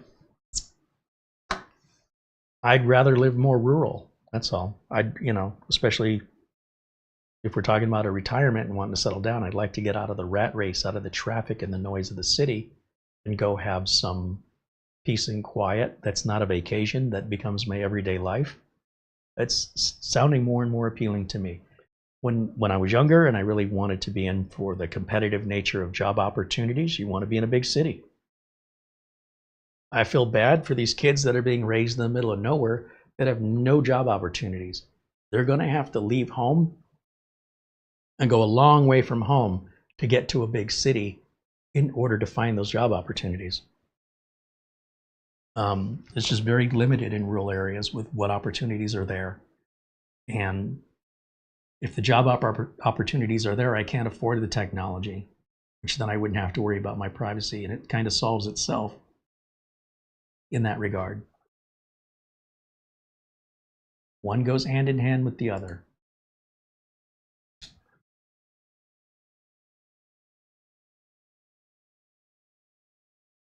Morton Bob said prices are nice. I have found that the further away you get from a city, the better the prices are. So I could buy, let me give you an example. I could buy a piece of land in,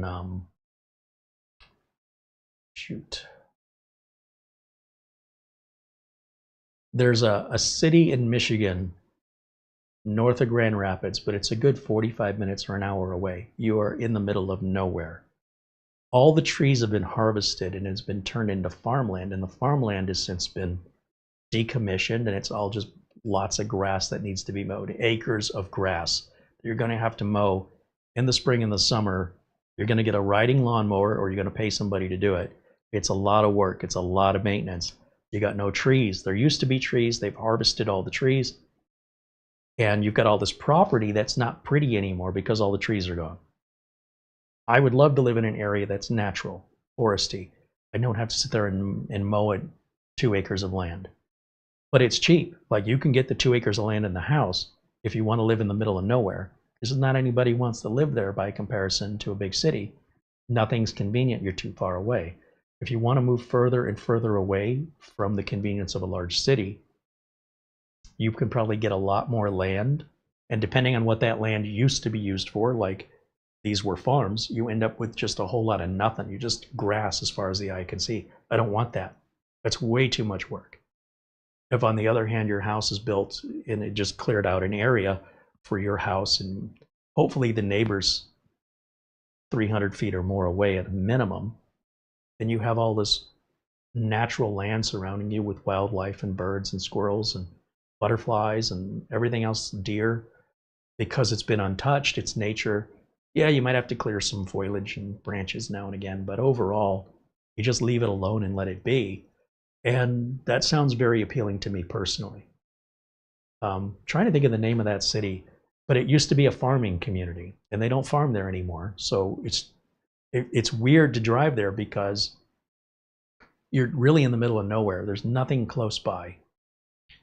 You'll be in the car for at least 45 minutes to an hour if you want to go to the grocery store, at least a big grocery store like Meijer or something. And then you end up with a pretty nice sized house and a pretty nice piece of property, size-wise. But it's just too far from everything for me personally. And again, in the homes that I were looking at, they just have these big rolling grass yards, which is just a lot of mowing. So my preference is to have a woodsy area that I'm surrounded with, and the more woods, the better.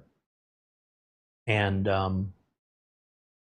I saw one property that had a really long driveway, and that meant that if you were going to take your trash can out in the middle of wintertime, you had to walk that trash can about 3/4 of a city block from your front door to where the garbage truck comes to pick up the trash. I'm like, I'm trying to find this balance. On the other hand, you could always have such little trash that you just put it in the car and take it to the dump. Or maybe if you live out in the woods, you could have a burning barrel, if some cities allow for that. Yeah. Another email. I just looked at it. Look at it again. Thank you.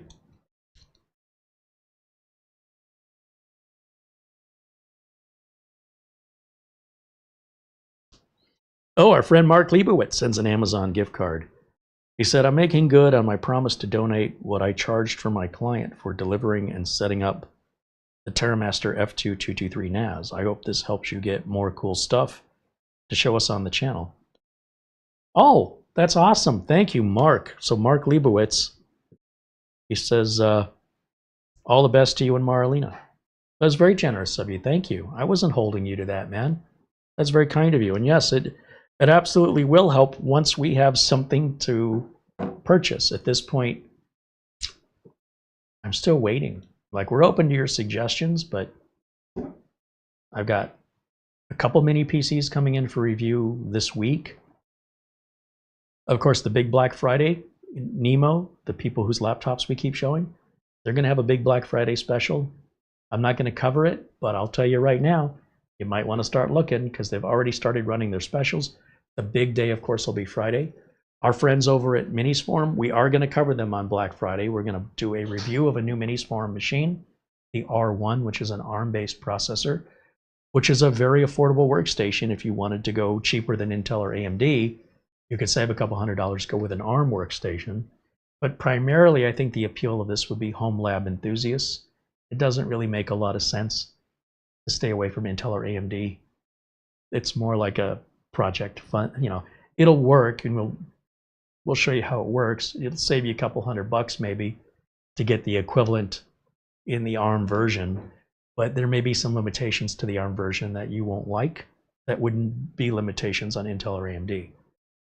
It's nice to have options though, and we've never seen an ARM workstation before. We've only seen the ARM laptop that I bought, and I barely ever use it right now. I just don't have much call for it right now, but I'm guessing I'll use it again.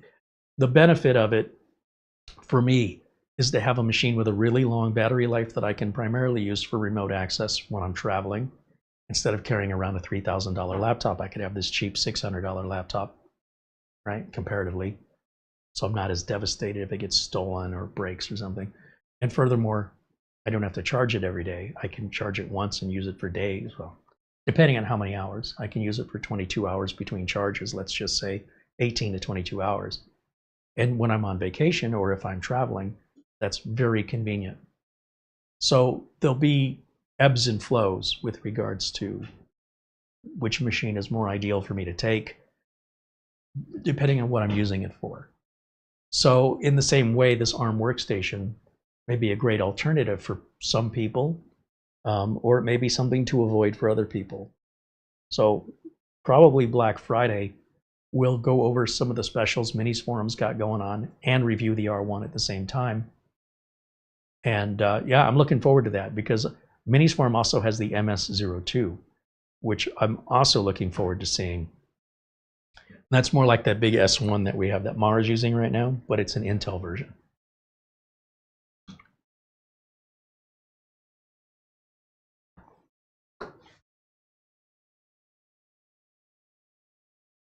Bill Sony said I have a project that I'm doing. I got an old TV and I've got to get HDMI to RCA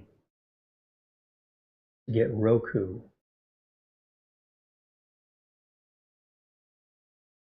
They do make those adapters. They do make the RCA adapters to HDMI, but they also make TVs that have Roku built into them. Amazon sells them, and they're dirt cheap. So my question for you is, how big is this TV? If you're still using a television that has RCA inputs, then that's going to be an old TV that sucks energy like it's like an old car drinks gasoline. A newer TV will be in HD. Your RCA TV will not be in HD.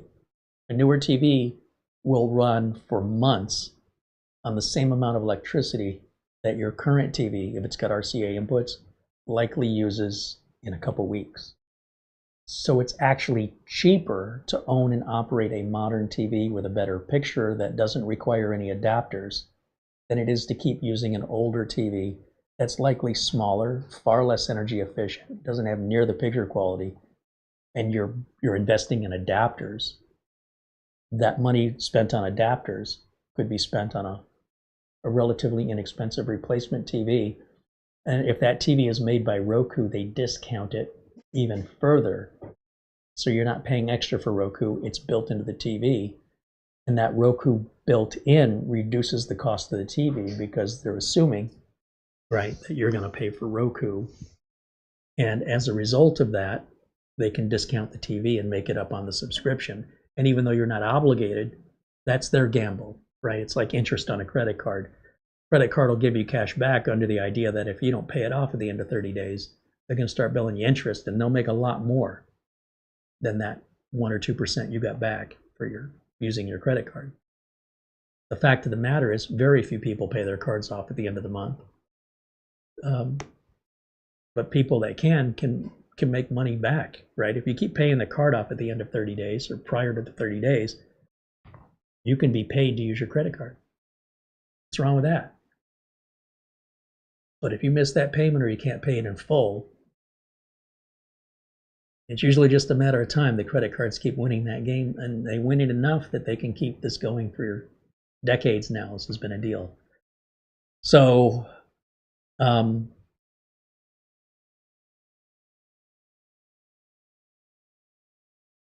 sometimes going the cheap route is the more expensive route, is all I'm saying.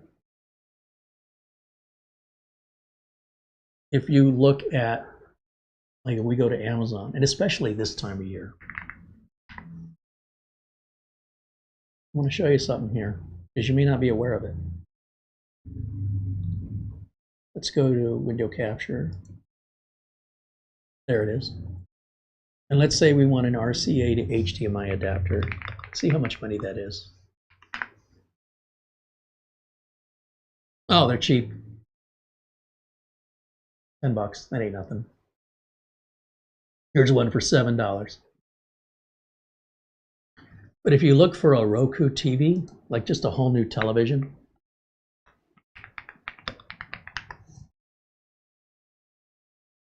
you know, here's a 50-inch television that's 4K HDR for $229 with free delivery. If you don't need a TV that big, here's a 43-inch TV for $199, a 40-inch TV for $159. There's a 55-inch for $298. Here's a Hisense. Now this one's only 720p, it's not 4K. And it's 32 inches. It's under $100 with free delivery. Like, TVs have gotten so inexpensive, not to mention the cost of electricity to run them is miserly compared to an older television. You get a superior picture quality, brightness, color depth, and vibrance to it. And it says it's got Roku built into it already, so you don't have a separate Roku device and a separate Roku remote, nor do you need any adapters. So I'm just saying, it's worth considering. Keeping this old stuff alive usually ends up costing you more in the long run. That's been my experience.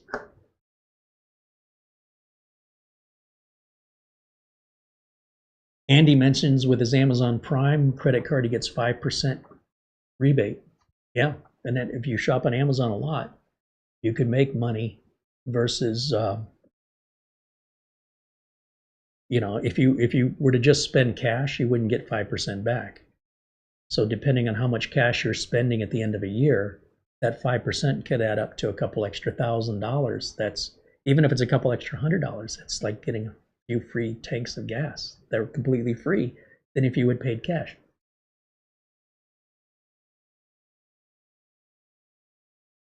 Barry Klein said, yeah, and if you use Amazon day delivery, in other words, they have the, instead of the quick delivery, just like they pick a day and say everything will arrive on Wednesday. If you're okay with it, they give you another percent. You get 6% back.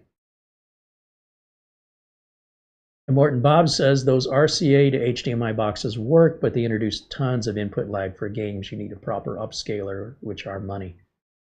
Well, but that assumes that it'll upscale to the TV, that the TV will interpret that upscaling correctly, because the TV's image is still what it is, right? I mean, the TV's limited by the technology in the TV. No matter what you plug into it, that's always going to be your choke point. And then when you add adapters on, they've got to sacrifice something. And whether or not that's acceptable to a person, I don't know. It's for each of us to decide. But I will tell you, just the electrical cost alone, a newer TV will pay for itself quickly, like probably within a year. But if you're not, like if you're renting somewhere and the electric bill's included, like you don't pay it, well, then I guess it doesn't matter to you. But for the rest of us, you know, it's a great way to justify a new purchase, is to talk yourself into it, going, well, this is actually going to save me money if I spend more now. This is the problem I see, a mentality with a lot of people who don't have money, and this is why they don't have money. They're looking for the cheapest way to get something done today without considering what their expenses are going to be, having it and using it and not replacing it, because they're not thinking of tomorrow. They're just thinking about today. This is cheaper today. But because it ends up costing them more over the long period, they always just stay broke. And they don't understand why they can't seem to get ahead. Versus if you would, in my opinion and in my experience, buy something that's new and warranted and just better quality, more efficient. And yeah, it's going to cost you more out of the gate.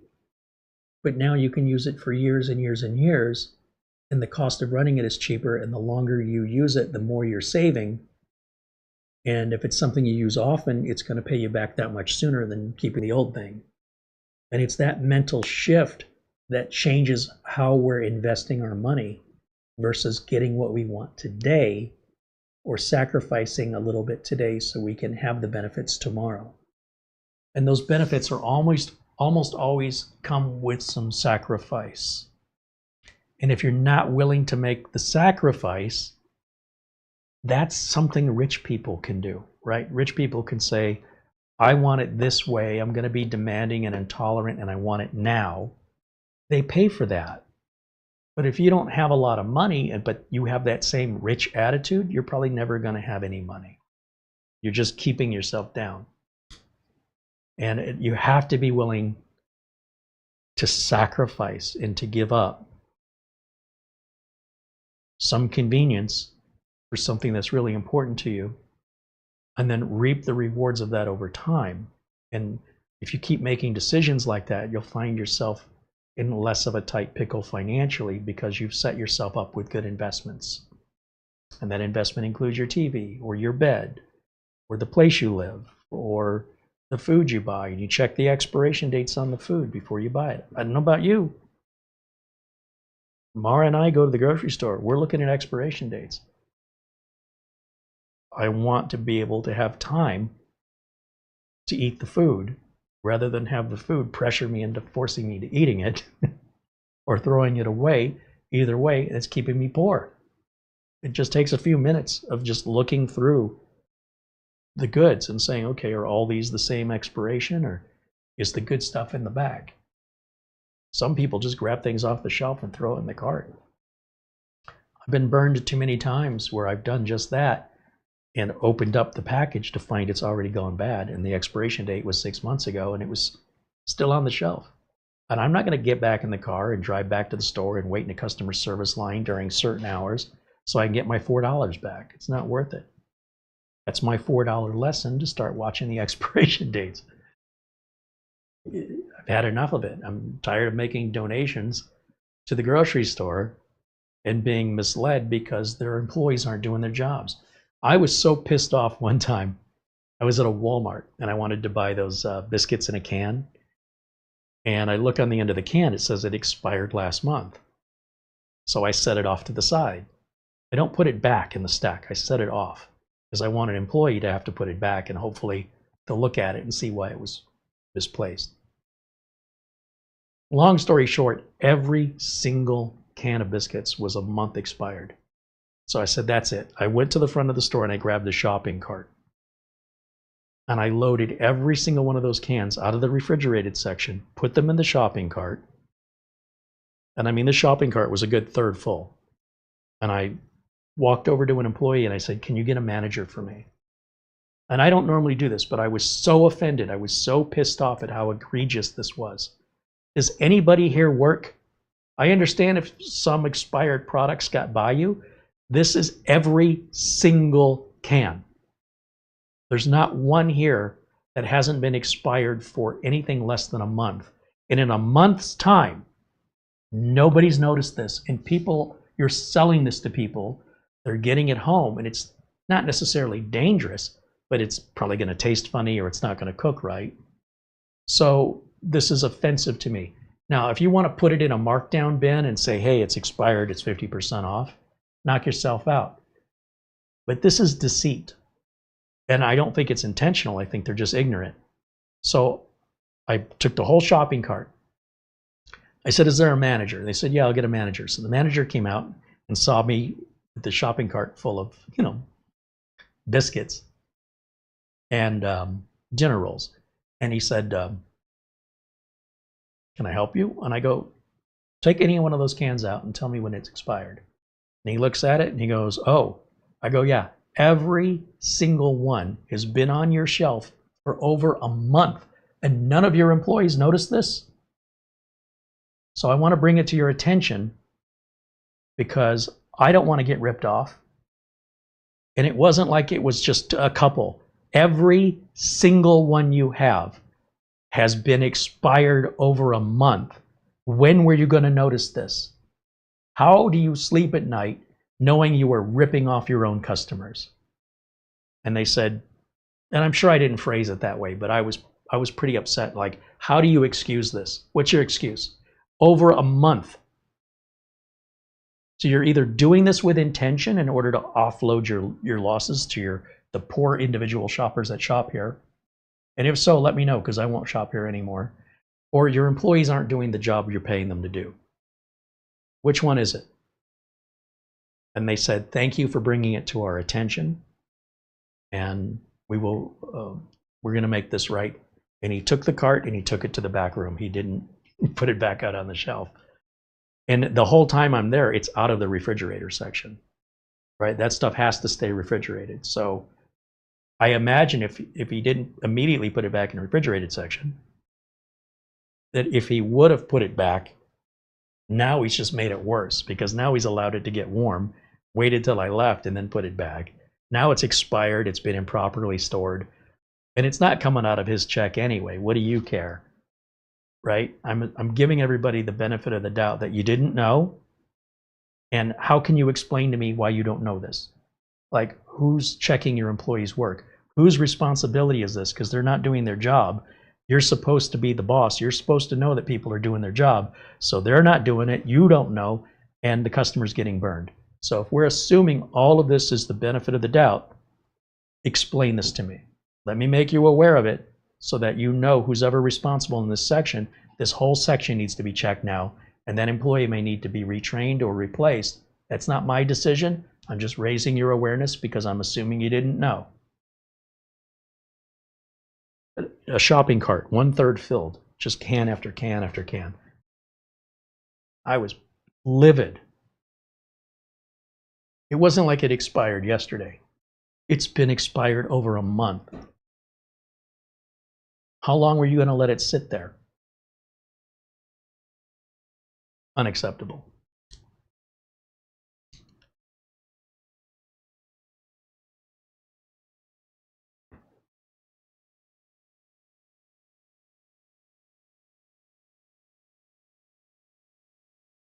Is it not illegal to sell out-of-date food? No, I don't think it's illegal. Let me ask Copilot.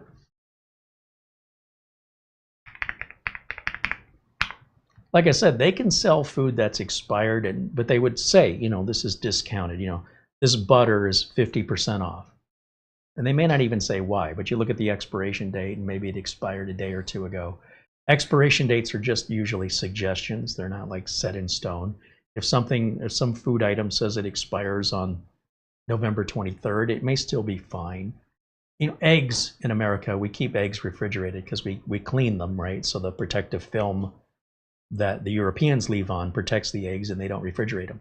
Here in America, we clean the eggs, which removes that protective film because we want shiny white eggs. They're more appealing to the consumer, but that membrane that they have, as Americans, we don't even know an egg has a membrane. We've never seen one like that. So we go to the grocery store and the eggs will say these eggs are good till next week. When in the refrigerator, they're probably good for about 7 or 8 weeks. So I don't believe expiration dates on eggs, not refrigerated eggs anyway. But like bread may say use this bread by November 23rd, but on the 24th and 25th, the bread still tastes and looks fine. But on November 26th, it starts to taste stale. There's nothing dangerous about it. It's not going to kill you. It's just the taste and texture get thrown off. That's why you can watch YouTube videos of people buying old food from the 1940s, 1950s, 1960s, army rations, or even guy was buying old Twinkies on eBay, brand new packages had never been opened. And some of the Twinkies had mold, but others, they looked fine, and he ate them. Now, did he have a sore stomach afterwards? Maybe. Did he have some gastrointestinal distress? Maybe. But it's nothing you have to go to the hospital for. But is it illegal, let's ask Copilot, to sell expired food? In the United States, it's not generally illegal, except for baby formula and baby food. And that makes sense, right? Because babies won't have the immune system. For most other products, date labels are about quality rather than about safety. But state laws and liability rules can vary. There's no uniform law in the United States banning the sale of expired food except baby formula. Most expiration dates are manufacturer recommendations for peak quality. That's it. If you want the best texture, the best freshness, the best flavor, consume it by this date. That's what it says. It'll say best if used by, not dangerous. if used after, or must be used by. It'll say best if used by or best before. Best, meaning if you want the best quality of product, the best flavor, the best texture, the best experience, use it before this date. But if you use it after the date, it's still edible. It just may not taste as good, or it might have a weird texture to it. Maybe it's slimy. Say, take like turkey. You slice up a turkey, it should be nice and dry, right?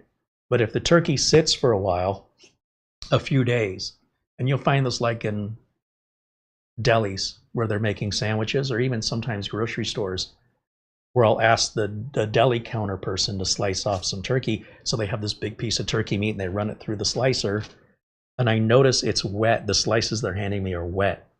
That's old. I don't want it. It's not dangerous. I don't like how it feels in my mouth. It's gross. But if you were poor, if you grew up poor, Tracy Morgan talks about, the comedian from Saturday Night Live, talks about growing up in the projects and having government cheese, and you got to have the wet turkey. If the turkey's not wet, it's not good, because the family didn't have money and they were buying older food, and he acquired a taste for that, where that's what he thinks turkey, his preference is. The wetter the turkey is, the better. But if that's what you grew up knowing, you know what I mean? It wasn't dangerous. But for me, I can't eat it. It's so, the mouthfeel. Oh God, no. Now, there are some different laws in some different United States that differ, right? And it's about, like, what's the liability here? What happens? If a consumer gets sick, and I'm reading from Copilot, if a consumer gets sick from expired food, stores may face lawsuits under consumer protection or negligence laws. And many grocery stores voluntarily remove expired food in order to avoid customer complaints and legal exposures.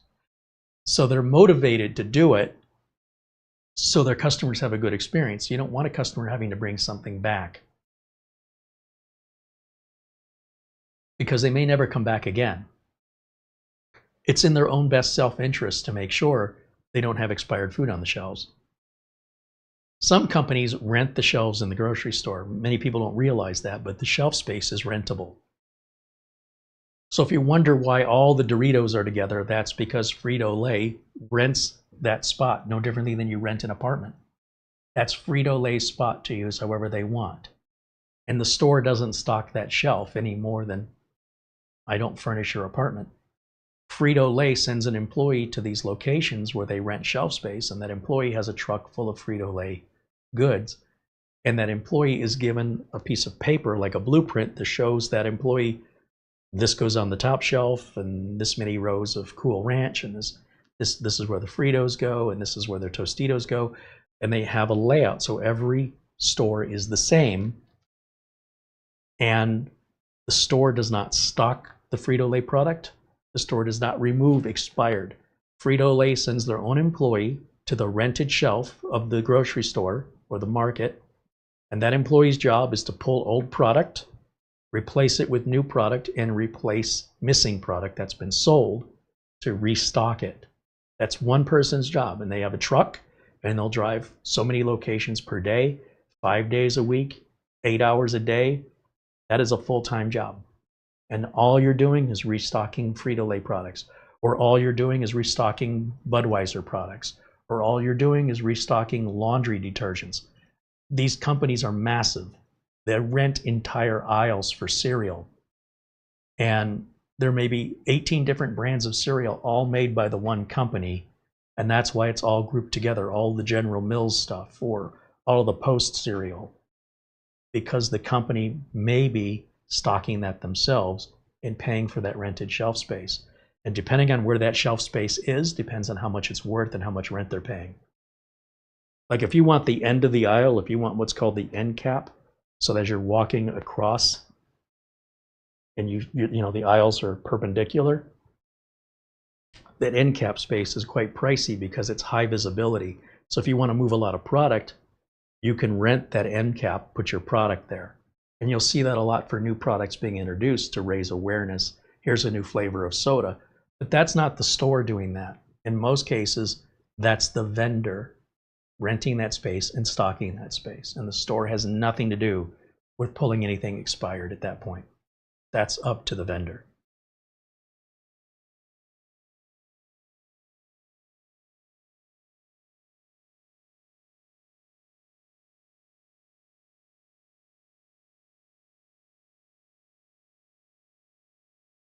Ben Laird said he's just checked, and in Scotland, it's a criminal offense to sell food past its use-by date in Scotland.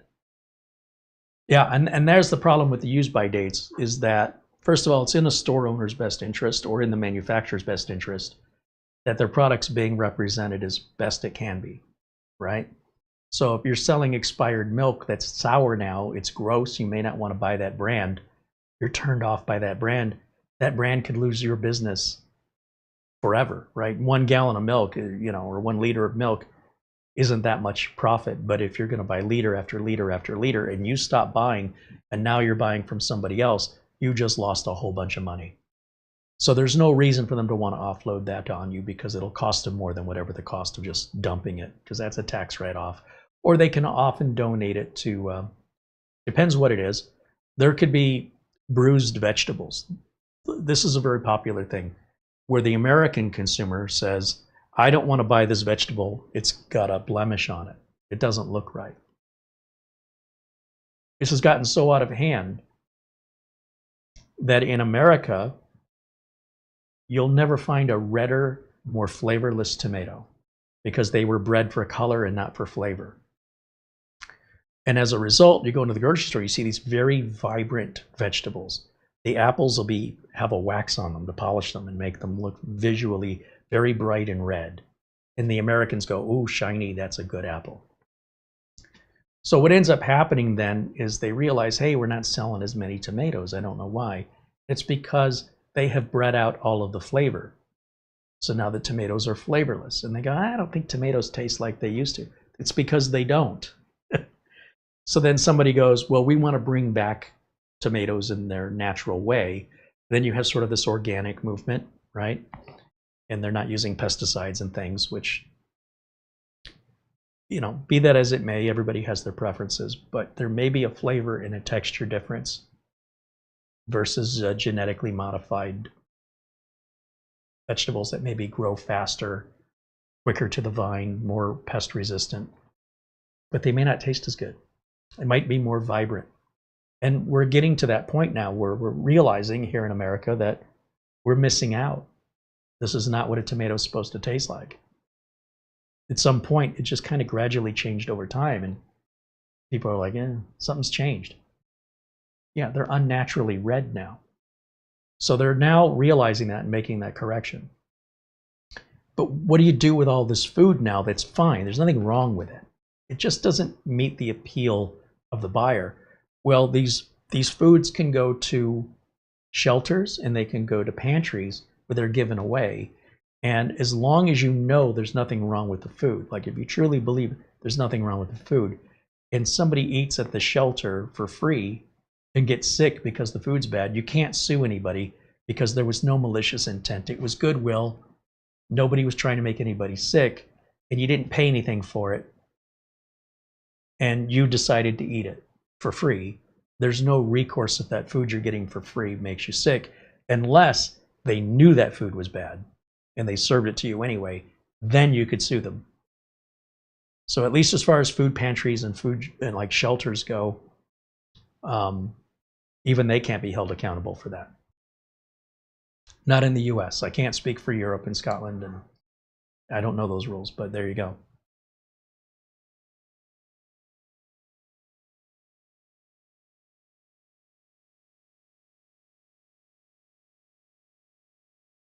The Greenie says hydroponic fruits and vegetables suck, but they sell. Hydroponics, not necessarily bad. You can have an indoor farm that scales vertically rather than horizontally. That results in the same product. But when you're genetically modifying them,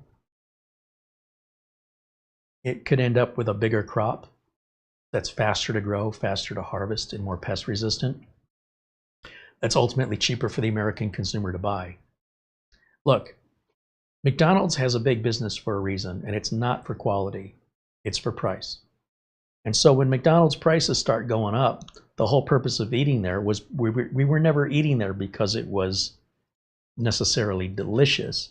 It's okay, but it's not like eating at a steakhouse. I can get a burger at a steakhouse that doesn't look or resemble a McDonald's burger in any way. I'd say these are both burgers. You go, no, that's not a burger. Yeah, that's actually what a burger is supposed to look like, where the steakhouse grinds the meat, forms it by hand, and no two are alike, and it's this thick, and you know, it tastes like steak. And then there's McDonald's. The excuse with McDonald's is it's cheap. Some people don't care about quality. Some people only care about price. Some people don't have much choice. Other people say, I'm not eating crap. I am above that. I will eat. It doesn't necessarily have to be healthy. It could be very indulgent. I want to have a giant steak. What do they call that? A tomahawk steak. It's this big. And I want it served with caviar, and I want it served with a fine glass of wine. And that's a $300 meal, and they won't eat anything less than that. If they can afford that lifestyle, I think it's great. But when McDonald's prices are now starting to cost similar to eating at a nicer, let's say a dine-in restaurant, just a diner, the diner's going to give you a better experience than the McDonald's will as far as food quality, and you'll get waited on by a server. And if they both, if eating at McDonald's is $30 for two people, and eating at the International House of Pancakes or Denny's, which isn't fancy by any means, but you're going to sit down, you're going to be served, you're going to look at a menu, you're not going to walk up to the counter and order it. They're going to bring the food out to you, they're going to clear the plates, and it's also $30. Why would you go back to McDonald's? Maybe you got kids and they want nuggets or something, but you know, as an adult, the appeal of McDonald's was always the price, not the food. The food was okay, it's fine. You know, and maybe you have a craving. Oh, I got to go to McDonald's. I haven't been there in a long time. I got to crave it. But that's not usually a craving that lasts much longer after you've had the meal. Oh, okay, yeah, I got that craving satisfied for a while. What was I thinking? Ben Laird with a 10-pound super chat. Thank you, Ben.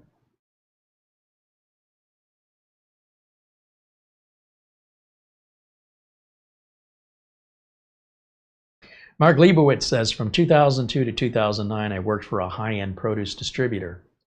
And I learned that most tomatoes sold in the US are picked green and exposed to a gas that turns them red, and they're basically still unripe. Yeah, I don't know anything about it, but Frank Jimmy said, McDonald's and other fast food places serve fuel, not food. That's fair. The Greeniest says, I'll eat at Olive Garden before McDonald's.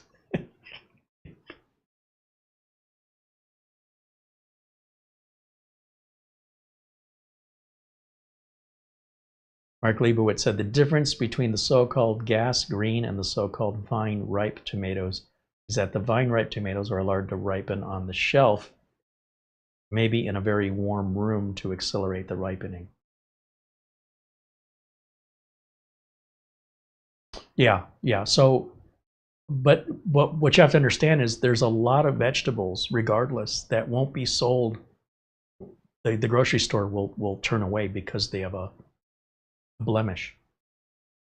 So there are whole businesses that buy these blemished vegetables because they don't have that American requirement of you know, having a, heaven forbid it has a flaw. There's nothing wrong with it. It's just misshapen or has a blemish.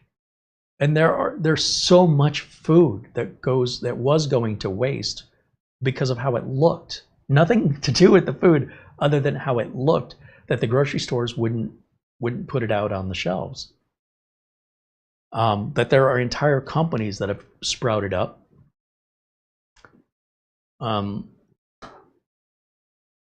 There's a potato chip company And they make potato chips from ugly potatoes.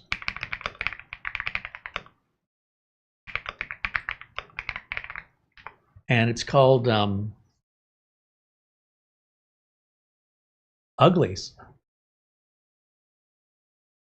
And here's the thing, they're potato chips. You never see the potato.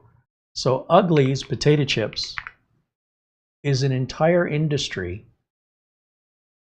that buys these discounted potatoes. There's nothing wrong with these potatoes. They just don't look right. They might have some form of blemish or a bizarre shape that's not uniform, or they're not as big. And so they'll buy this because it's unwanted. They buy it cheap.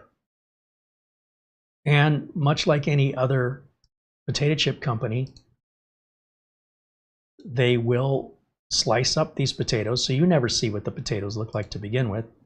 When you open the bag, they look like any other potato chip. You'd never know.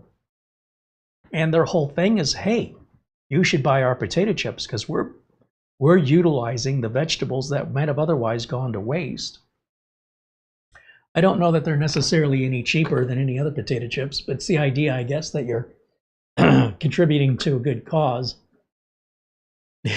These orphaned potatoes are finally given a home and a purpose to serve to nourish you and feed you. And I don't know if they give the story on this, but let's see if they say, help farmers reduce waste, give back, taking a stand against food waste one potato at a time. It's okay, you're safe now. I love you just the way you are.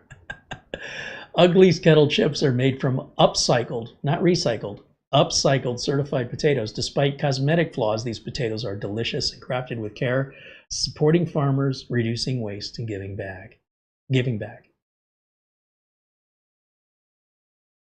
Did you know this was a thing?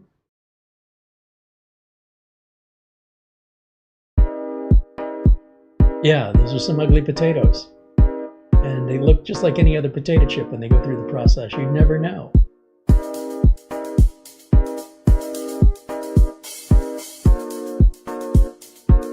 So we're finally starting to get some recognition on this, the food industry, and raising awareness to the consumer.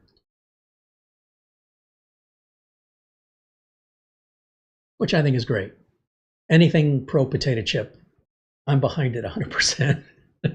Maybe I'm Irish.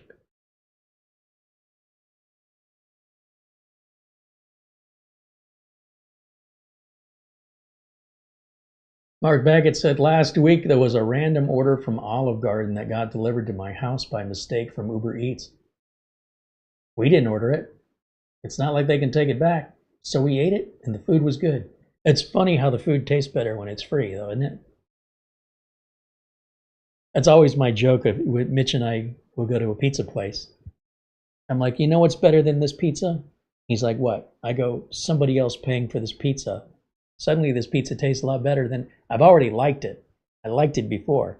But for some reason, when somebody else is paying the bill, it just tastes a little bit better.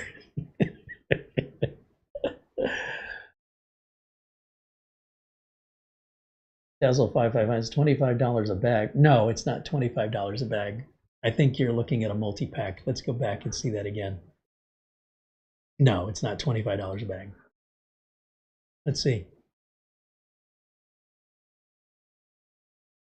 $24 is 12 bags that are like vending machine size. They're going to be 2 ounces each. These are the smaller bags. And you're going to get 12 of them. So that's about $2 a bag. You see here, pack of 12. Pack of 4. But this pack of 4 is, the bags are 3 times bigger. So that's 6 ounce bags. These are more traditional size chip bags. Or crisp bags, those of you on the other side of the Atlantic. But this, again, the 2 ounce bags are like the vending machine size. It works out to under $2 a piece on the pack of 24. It's $46. If they were $2 a piece, that'd be $48. I don't know if you've seen vending machine prices lately, but that's about right. And that's including free shipping to your front door at no additional charge. So yeah, you got to watch those quantities and you got to watch the size of the bag.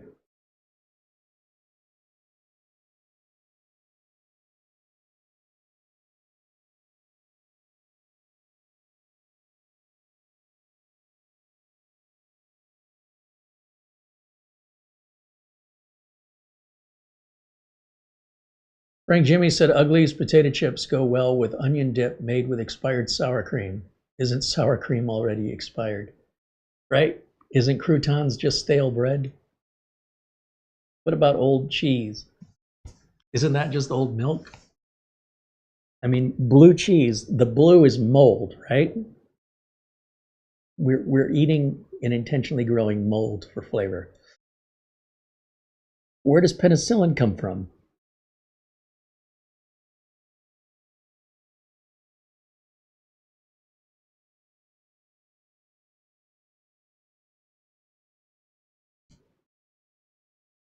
Gentleman 2000 said, who cares about misshaped potatoes? Well, if you ran a grocery store and you noticed that your potato sales were dropping and you were wondering why you weren't selling the normal amount of potatoes, what's going on? Come to find out, your customers aren't buying them because they're ugly. Welcome to America. So while you yourself may live in America and don't care what your potatoes look like, enough people do. I mean, what do people do when they're picking out vegetables anyway? Do they just grab any one? I don't care if you're buying cucumbers, or you're buying tomatoes or lemons. You pick it up and you look at it. You probably put it back and pick up another one until you find the right one. Then you take it home, put it in the refrigerator, and about 2 weeks later, when it's soft and leaking all over the place, you throw it into the trash can. It's the American way.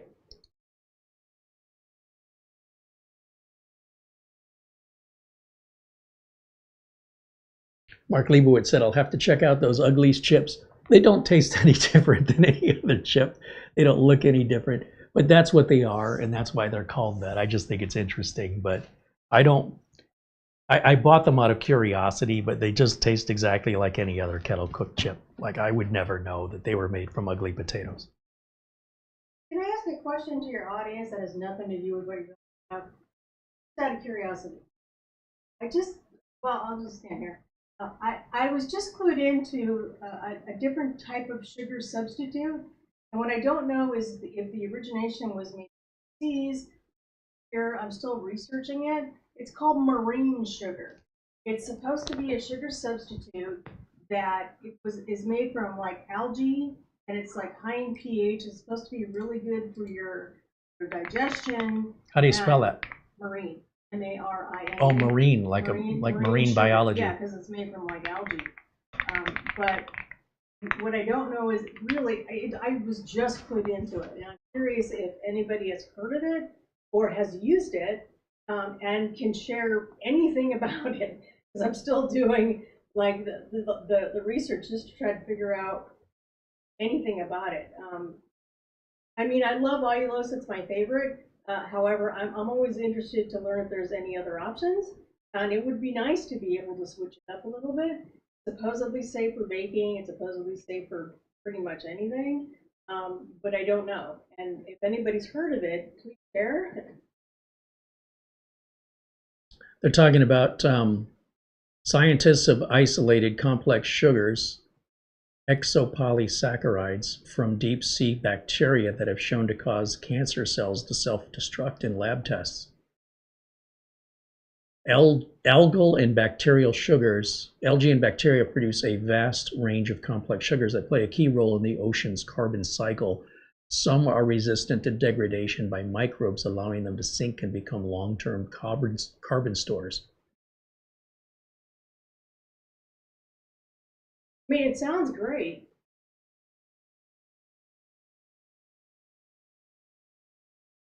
I definitely am tempted to get some to try it out. I don't know.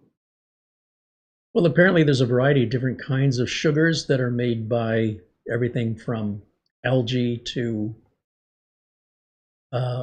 deep sea bacteria that grow on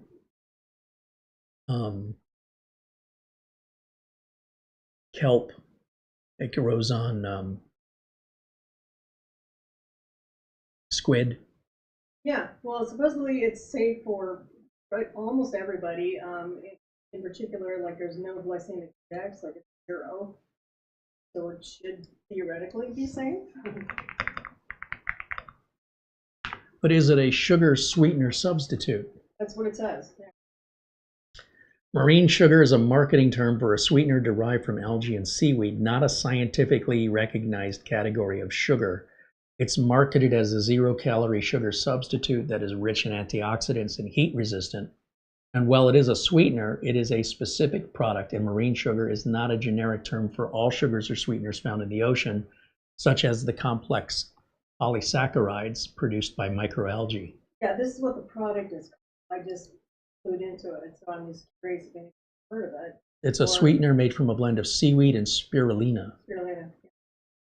It's FDA certified. It's an antioxidant-rich sweetener that's also heat resistant. A product marketed for its blue color and health benefits. Yeah. So, I mean, it sounds great. I don't know. I'll have to test it out. All right. Well,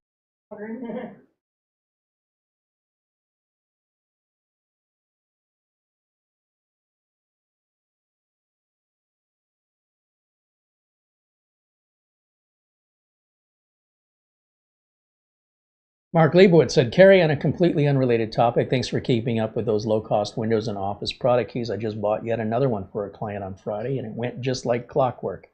That's what it's all about, right? Just stop rolling the dice. Do it once. I see so many people, they go, well, I can save $2 and get it over here, and then they end up working on it for 3 days to get some help or to get support, or they find out it's not what they thought they were buying Windows 10 Pro, and it ends up it activates as Windows 10 Enterprise or LTSC, and it's not what they wanted. It's a nightmare. It can be a nightmare. Other people, you know, they're looking to pay the lowest possible price, thinking it's all the same thing, but it's the level of service, it's the quality of the key, because some of the keys can be stolen, or the keys may be misrepresented, or the seller may just leave you stranded. If you have a problem, you're screwed. If you don't have a problem, well, then I guess you got away with it. It's sort of like sitting at a blackjack table.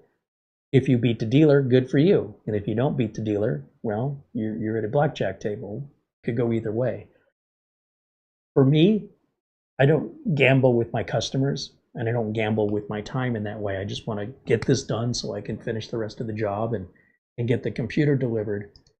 And for me, that is the cheapest price for a quality key with support that I can find anywhere on the internet that's reliable, secure, and legit. I'm not aware of it being available any cheaper. Anything else is a gamble. Now, if I'm wrong, if you're aware of another company that sells legitimate license keys with support if there's any problems, so they're going to stand behind the key and you're not going to wait for days to get a response, and it's going to sell for less money, please let me know what it is so I can look into it, because I want to make sure that I'm getting the best product at the best price at all times. And this is all I found at this level. Everything else I found that's cheaper doesn't provide all of the peace of mind that URCDKeys does. And I want to be able to pay with PayPal. If I can't pay with PayPal, it doesn't do me any good. If I got to pay with a credit card, if I got to buy it, you know, from another country, and my credit card's going to decline this purchase because it's in another country. It's one of the benefits I like using PayPal for, because they're constantly making transactions from country to country. It's no big deal. But to your Visa or MasterCard that you have from your bank, this may look like suspicious activity, like somebody in Hong Kong has your credit card number, so you got to call us to complete the transaction. Man, I don't have time for that. I just need to get the thing purchased, get it installed. I don't want to talk to anybody. It sounds terrible, but I'm trying to work. So what's my time worth? And knowing that if there is a problem, which there likely won't be, they're going to take care of me regardless. So that's why we recommend it. Mark Leibowitz gets it. And that's why I say I'm not on a commission if you buy it or you don't. I'm just like, why wouldn't you? Why would you run the risk? On the other hand, why would you sit at a blackjack table? I don't have enough money that I can afford to lose. So if there's a chance I can lose it, you can take my place at the table. Not a good investment for me. That does work for some people. It doesn't work for me. I am not a good luck charm, let me just tell you. David Graham says, I use spirulina as a soup. There you go. No, I appreciate the update, Mark, and thank you for the very generous Amazon gift card. That was very kind of you. And we're glad that TerraMaster Naz got put to work instead of just being a show queen. It's doing what it was built to do. That makes me happy. David Graham says spirulina tastes like green dirt. I don't know what the flavor green tastes like, but okay.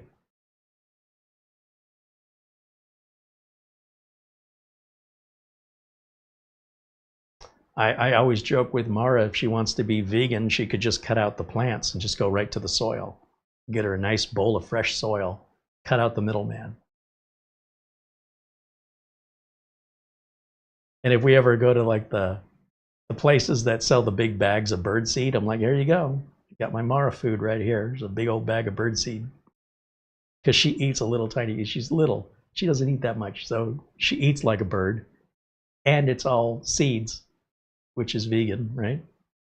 It's birdseed. Birdseed and soil. Dinner served. Tease, tease, tease. Now give me my bag of Doritos.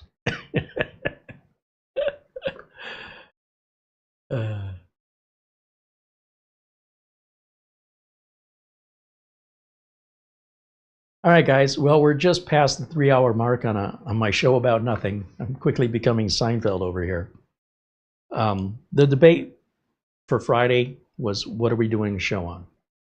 And then last night, Mara said, you know, I'll make a thumbnail. What do you want it to be about? I don't.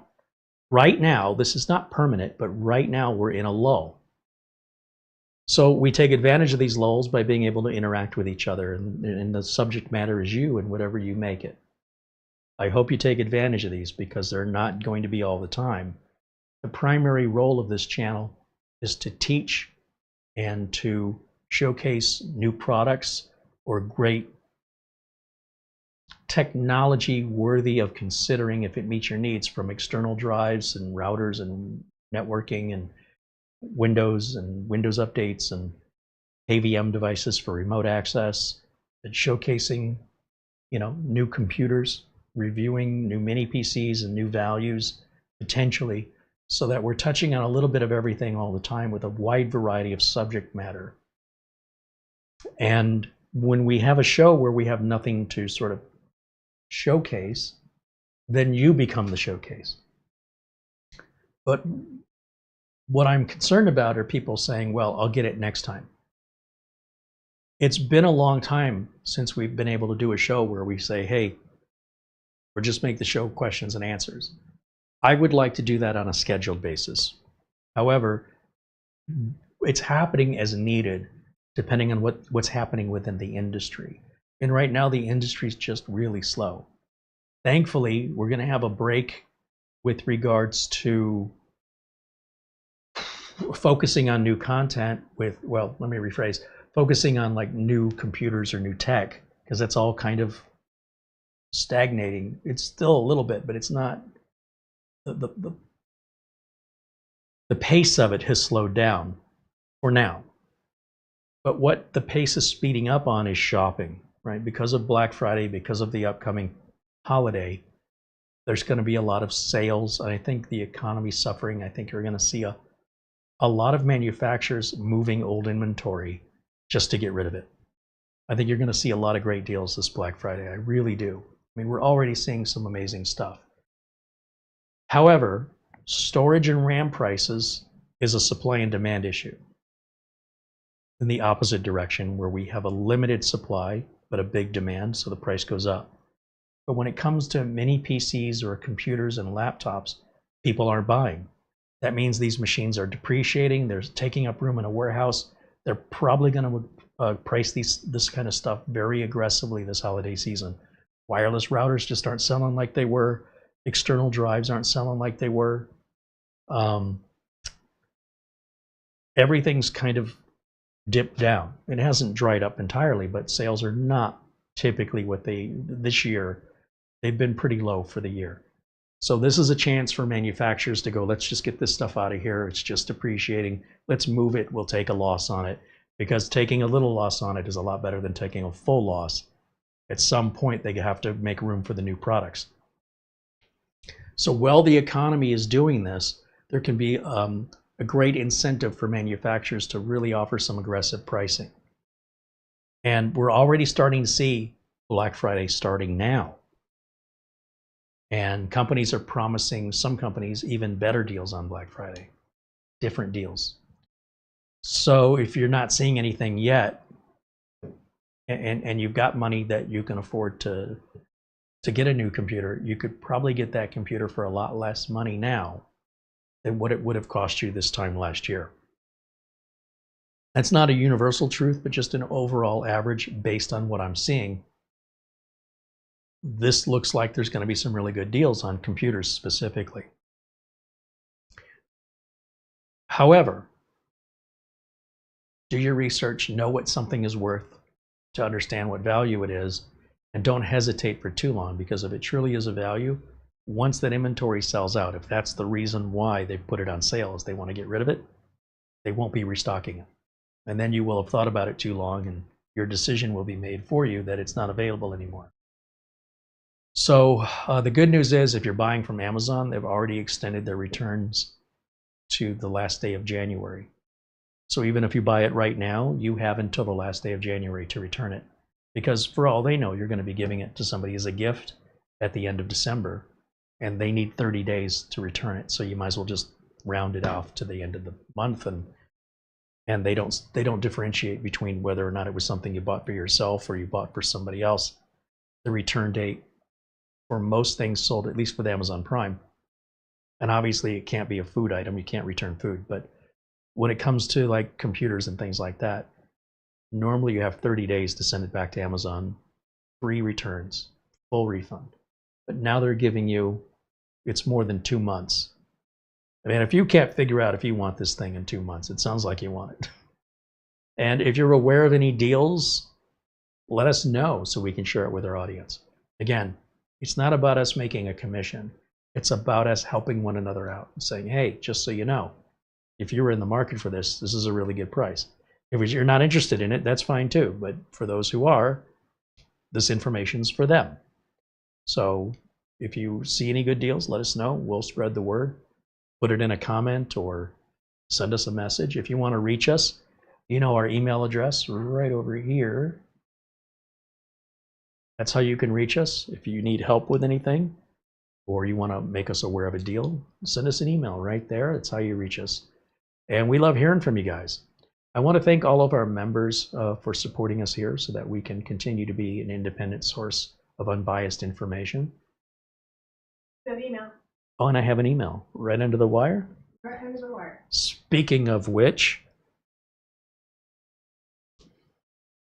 oh, Barry Klein sends an Amazon gift card. He says, here's something for your Black Friday fund, $25.23. Does that mean something? It's a weird number. Thank you, Barry. Thank you again to Mark Leibowitz for his Amazon gift card. Of course, our friend Buster, as always, for his continued support and generosity. And Mark, I said Mark Leibowitz. Oh, and Luke Greenia, thank you for your PayPal contribution.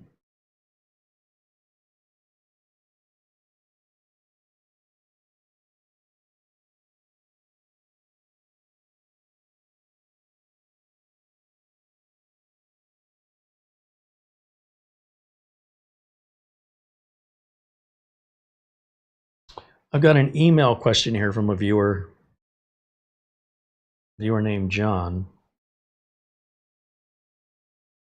He says, it's been about 3 years since I built his current PC using an ASRock Steel Legend motherboard, and the machine's great, no problems. But he's having some issues, perhaps from installing things like Microsoft products, AOL, Gmail.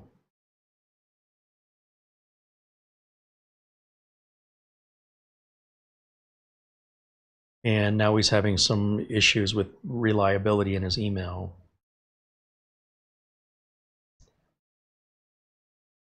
If you'd be willing, I'd like to explore how I might be able to secure a clean domain capability. I don't know what a domain capability is, as I've had it in the past. I know virtually zero about the domain concept. I don't think you're using the word right. I don't think you're talking about domains. I'm looking to hire someone, maybe like someone like you, for example, to lead me to the point that I'm not subject to the whims of the usual suspect. I don't know what any of this means. It sounds like you're trying to talk technical when I really would prefer if you just talk to me in regular plain English. Like, I don't understand. Maybe some of you can help me out if you're understanding this better than me, but I'm struggling to figure out what the issue is. Oh, he says, here's some examples of what's driving me up. That's what I need. Okay. You got to speak down to my level. AOL is making loud noises that they are dropping email support. And my primary service provider, Spectrum, has dropped support of their roadrunner.com entity. I've been limping along via Gmail, but their support has been so-so. Well, you wouldn't get support on free email.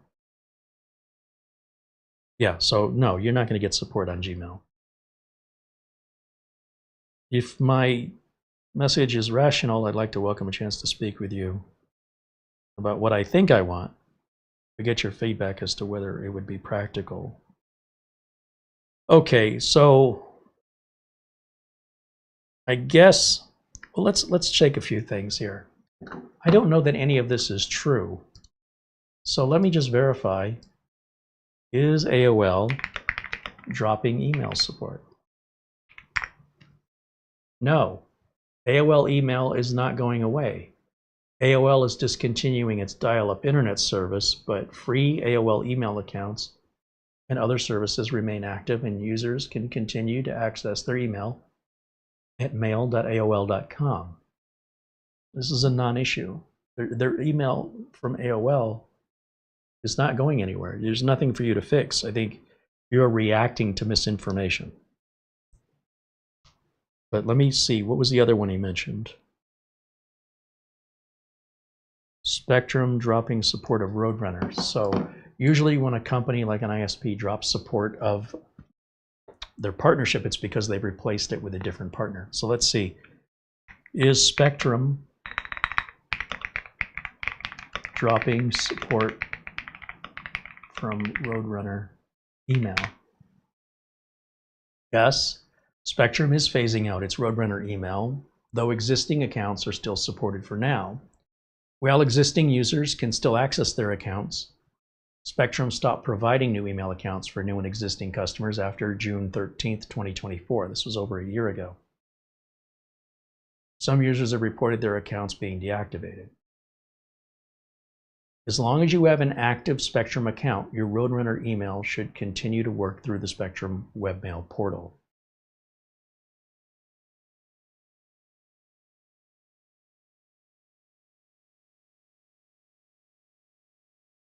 Your solution will be to use a different provider. For those who want to switch, you can use a free web-based email like Gmail, Yahoo, or Outlook.com. And then what you would do is just set up forwarding from your Roadrunner email to just automatically forward it to your new provider. I don't recommend getting your own email domain. If you wanted to,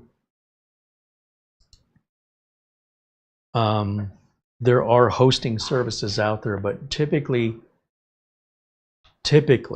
not that it's a requirement, but typically we have email domains for companies. So this lawyer's office has the name of the lawyersoffice.com. They have a website for clients to go to, and if the clients want to email or inquire to the law firm, the phone number, the address, and the email address is all going to be at thelawyercompany.com. Right? It all is very professional. For you to have your own domain may prove to be quite challenging because you're so late. Pretty much all the domain names are taken. Like, you're going to have to come up with something so bizarre No one's going to know that's you. Likely your name is taken, your first name, your last name, your first and last name, your last name and your first name. Likely all that's already probably been taken. Then on top of that, you've got the ongoing expense. So if you were to go to, let's say, let's bring up the browser here for a second and let's go to GoDaddy. And there's plenty of companies that'll happily sell you something called hosted exchange. And GoDaddy is one of these companies. And if we want to set up email, you can just follow all the steps here. But you are looking at a limited space. Like here, this is 10 gigs of email storage. You're going to get more than that for free from Gmail. And I don't know what limping along with Gmail means, because I know a lot of people who only use Gmail. In fact, one of my clients uses nothing but Gmail for their whole business.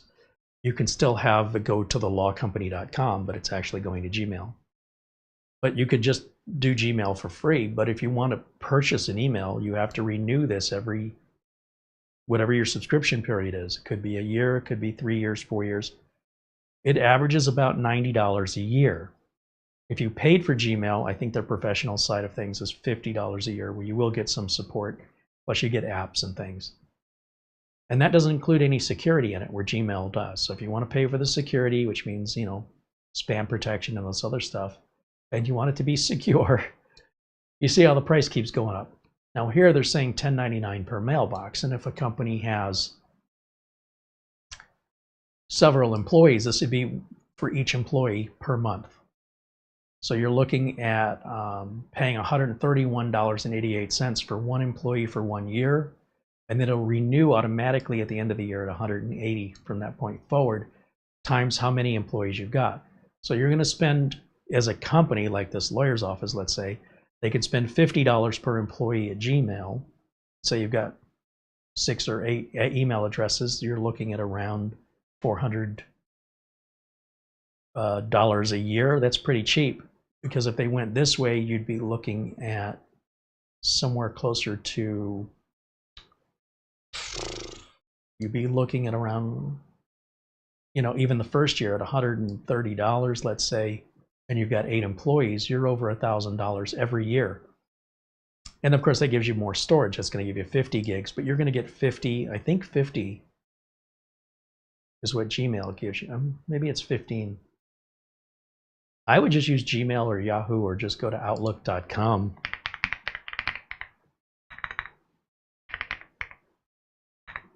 And you don't have to worry about expirations, and you don't have to worry about subscriptions.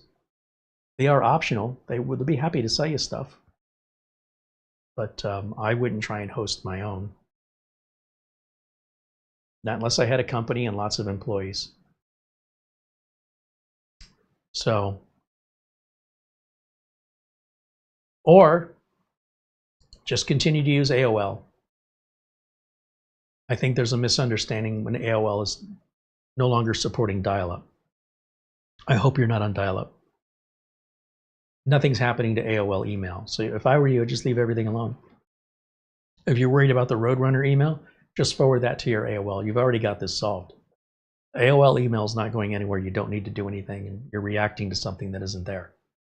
So that's a real easy question to answer. We don't need to get on a phone call and discuss all the complications of setting up your own domain. Plus, you got to pay for the domain registration. You're going to have to pay for the email service, and that's an ongoing expense that'll never stop.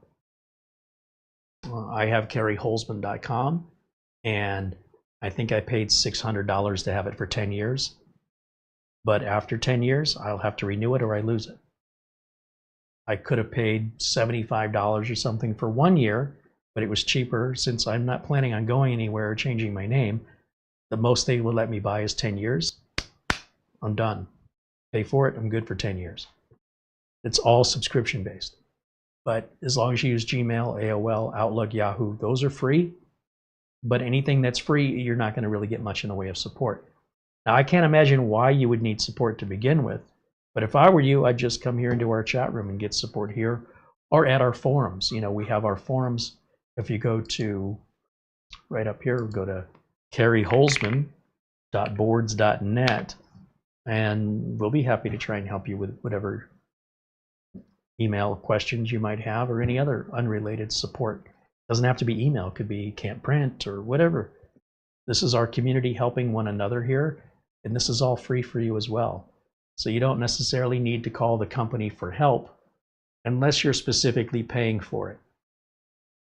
So if you're paying for email, then part of what you're paying for is support. But if you're getting email for free, no support is included in free email. Somebody has to pay the employees to answer your emails. Who's financing that? I mean, if you're not paying for something, you shouldn't expect anything beyond what the arrangement is, which is you get free basic email service and this much free space, and it's yours for free. So yeah, I wouldn't do anything. Just leave it alone. And if you're having any specific issues with AOL, I would advise you to come into our chat, join us on the forum, or email us directly and help you resolve whatever those specific issues are. But I wouldn't kill the patient. You know what I mean? Like, I wouldn't just kill AOL off and replace it with something else. You're just moving your problems. That's not solving your problems. You could take a problem from over here and you moved it over here. That's not solving the problem. So in any event, that would be my answer to that. And again, we appreciate your emails if you want to reach out to us. We love hearing from you. Again, I want to thank all of our supporters without whom we wouldn't be here today making this video. And a shout out to everybody with your super chats and gift cards today. We really appreciate that a lot. And thank you again to Alhej Tepej and Essential Working Too Hard, and Raj and Andy Kane and Find Me in Hawaii for renewing your memberships. We really appreciate that. Thank you to Planet Cryos for the super chat, as well as Mark Gaines for your super chat. Thank you, my friend. And of course, Ben Laird there in Scotland. Thank you for your super chat as well. And for everybody just hanging out and joining us. We appreciate your company. We enjoy hanging out with each and every one of you, regardless if your name is in green or white or blue. We love having you here. I hope you feel welcome here. And if there's anything we can do to help address, any technical concerns between the email, our forums, and our live chat, that's what we're here for. So thank you so much for being a part of the show and for being a part of our community. Tomorrow is our members only videos. We do those on Mondays, strictly for our members that support us. It's a little something they get as a reward. And I hope everybody there in green will join us tomorrow at the usual time, 1 p.m. Phoenix. That's 12 p.m. Pacific time, 3 p.m. Eastern. And I think I might try a different operating system on the Minis Forum N5 NAS. I don't want to do that publicly because I don't know what I'm doing. So that's kind of a members only content kind of thing. There's also been a few updates with the Nano KVM Pro. We might update that because it's not quite ready for prime time. I'm not ready to make a public video. So if you're curious what goes on in these members only videos, sometimes it's content that's not quite ready for prime time. It's oftentimes like a warm up for me, so I can come out and make the public video without being, people trying to shame me for learning on camera, because God forbid I show that I'm learning something. Members get it. Too many of the public viewers don't understand that. If you didn't know what you were doing, you should have showed it on camera. Well, then how am I supposed to learn what I'm doing? Keep it secret? Is there shame? Shame on you. You showed yourself learning. What's wrong with people? So I've been forced, more or less, due to that sort of misunderstanding with the public. Some portion of the public doesn't appreciate that somebody would show learning on camera. They can only teach on camera. You can't show learning on camera. I don't know who made this rule up, but it's the most bizarre thing I've ever heard. Don't go in that water until you learn how to swim. Okay. How does that work exactly? That's going to wrap it up for me for today. Thank you all. Enjoy the rest of your Sunday football. Time for football. And we'll look forward to seeing the members tomorrow, 1 p.m. Phoenix time. Hope you'll join me. Until then, And thanks to Mara, of course, for all the work she does in the background. She's going to be answering all the emails. She does our video descriptions, and she works with manufacturers to get products here that we can review. It takes a lot of that load off of me so I can focus on the actual work I need to do and less on the administration. And she loves doing that administration. I hate that part.